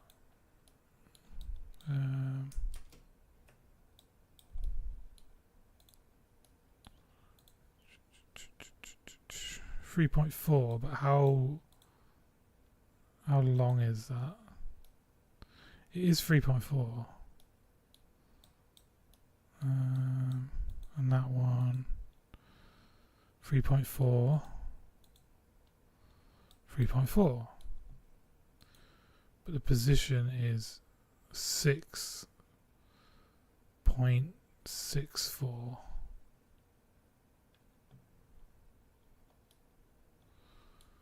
Why? 4 is 0, 0, 0. Shouldn't it be like half of that? 3.4. So it would be 5 across to get it on the wall plus 3.4. It'd be 8.4. Wouldn't it?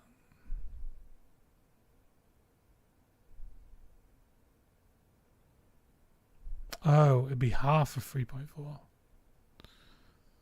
Half of 3.4 plus 5. So 3.4 divided by 2, 1.7 plus 5. 6.7. 6.7. Play.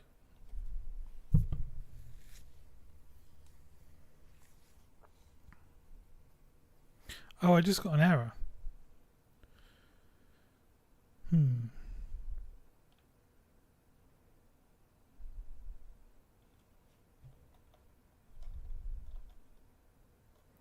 Okay, is that Z fighting now, or is that fine?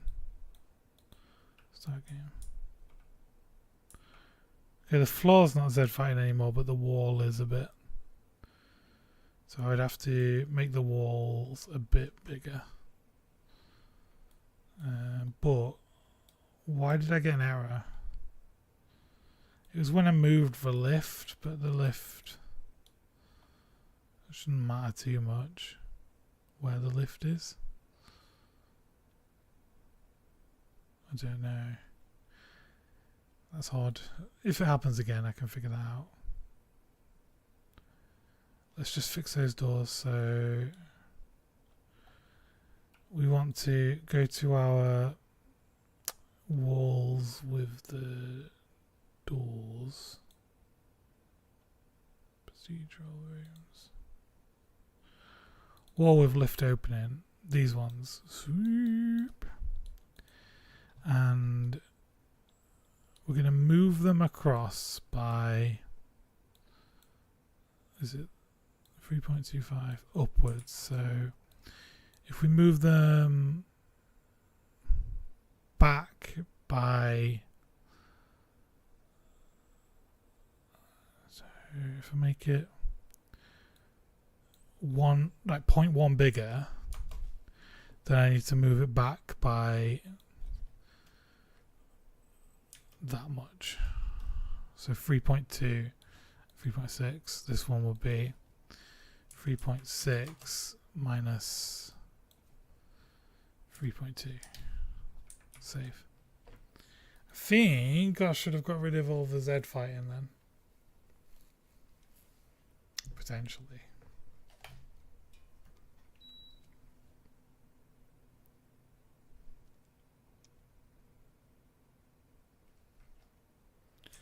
Make it full screen.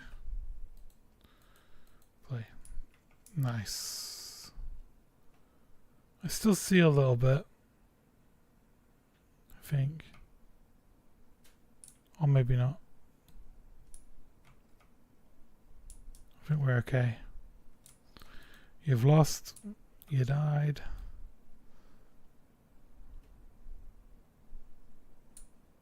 Woo. Yeah, I think we're good.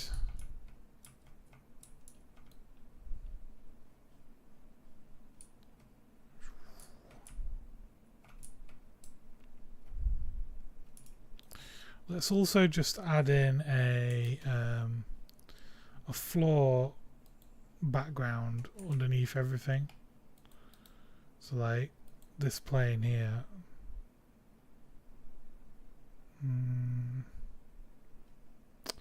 Let's put it at like minus 0.01 and we'll give it a color as well. So mesh render. We will just duplicate it and call it like the void, and we'll put the void on that plane, and then we'll make the void just like black.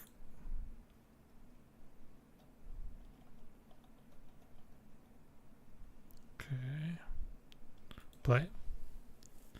And now it should have just darkness around the edge of the world where there's no rooms. Nice. That looks cool. And then if you make it smooth, if you get rid of that, there's like the shadows outside of the rooms, which is a bit weird. Or you just make it really smooth and there's no shadows. You can get rid of receive shadows even. Nice. Get rid of smoothness. Nice. Make it full screen. Look at that. Whoa. We made a lot of progress today. We've got procedural floor generation. We've got these door particles that are cool. We've got the particles when you destroy the enemies. The enemies move now, which is cool. They can actually zombie their way towards you. You can blast through doors, which is quite fun. And we just, yeah, the walls are being made procedurally along with the doors. That's pretty cool. Yeah, not bad. Every room has doors. Yeah, it probably shouldn't have doors in every single room. So we want to randomize it. The only thing then is like we'll have to try and make sure every room is at least connected to another room. Like every room is accessible somehow. That feels like might be a bit complicated, but I'm sure we can figure it out. Cool. All right, so the next stream will be next week, same time as this one was. Be on Saturday again, and then I'll be posting clips of this on YouTube, Instagram, and TikTok.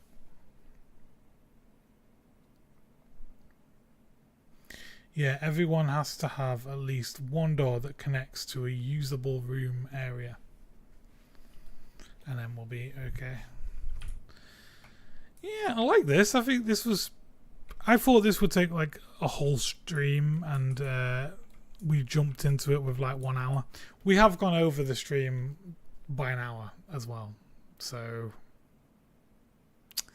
what can you say? Thanks for the follows there as well. Yeah, not bad. Cool. All right. Thanks for hanging out, everyone. I'll see you next week, hopefully, or another week in future. Goodbye.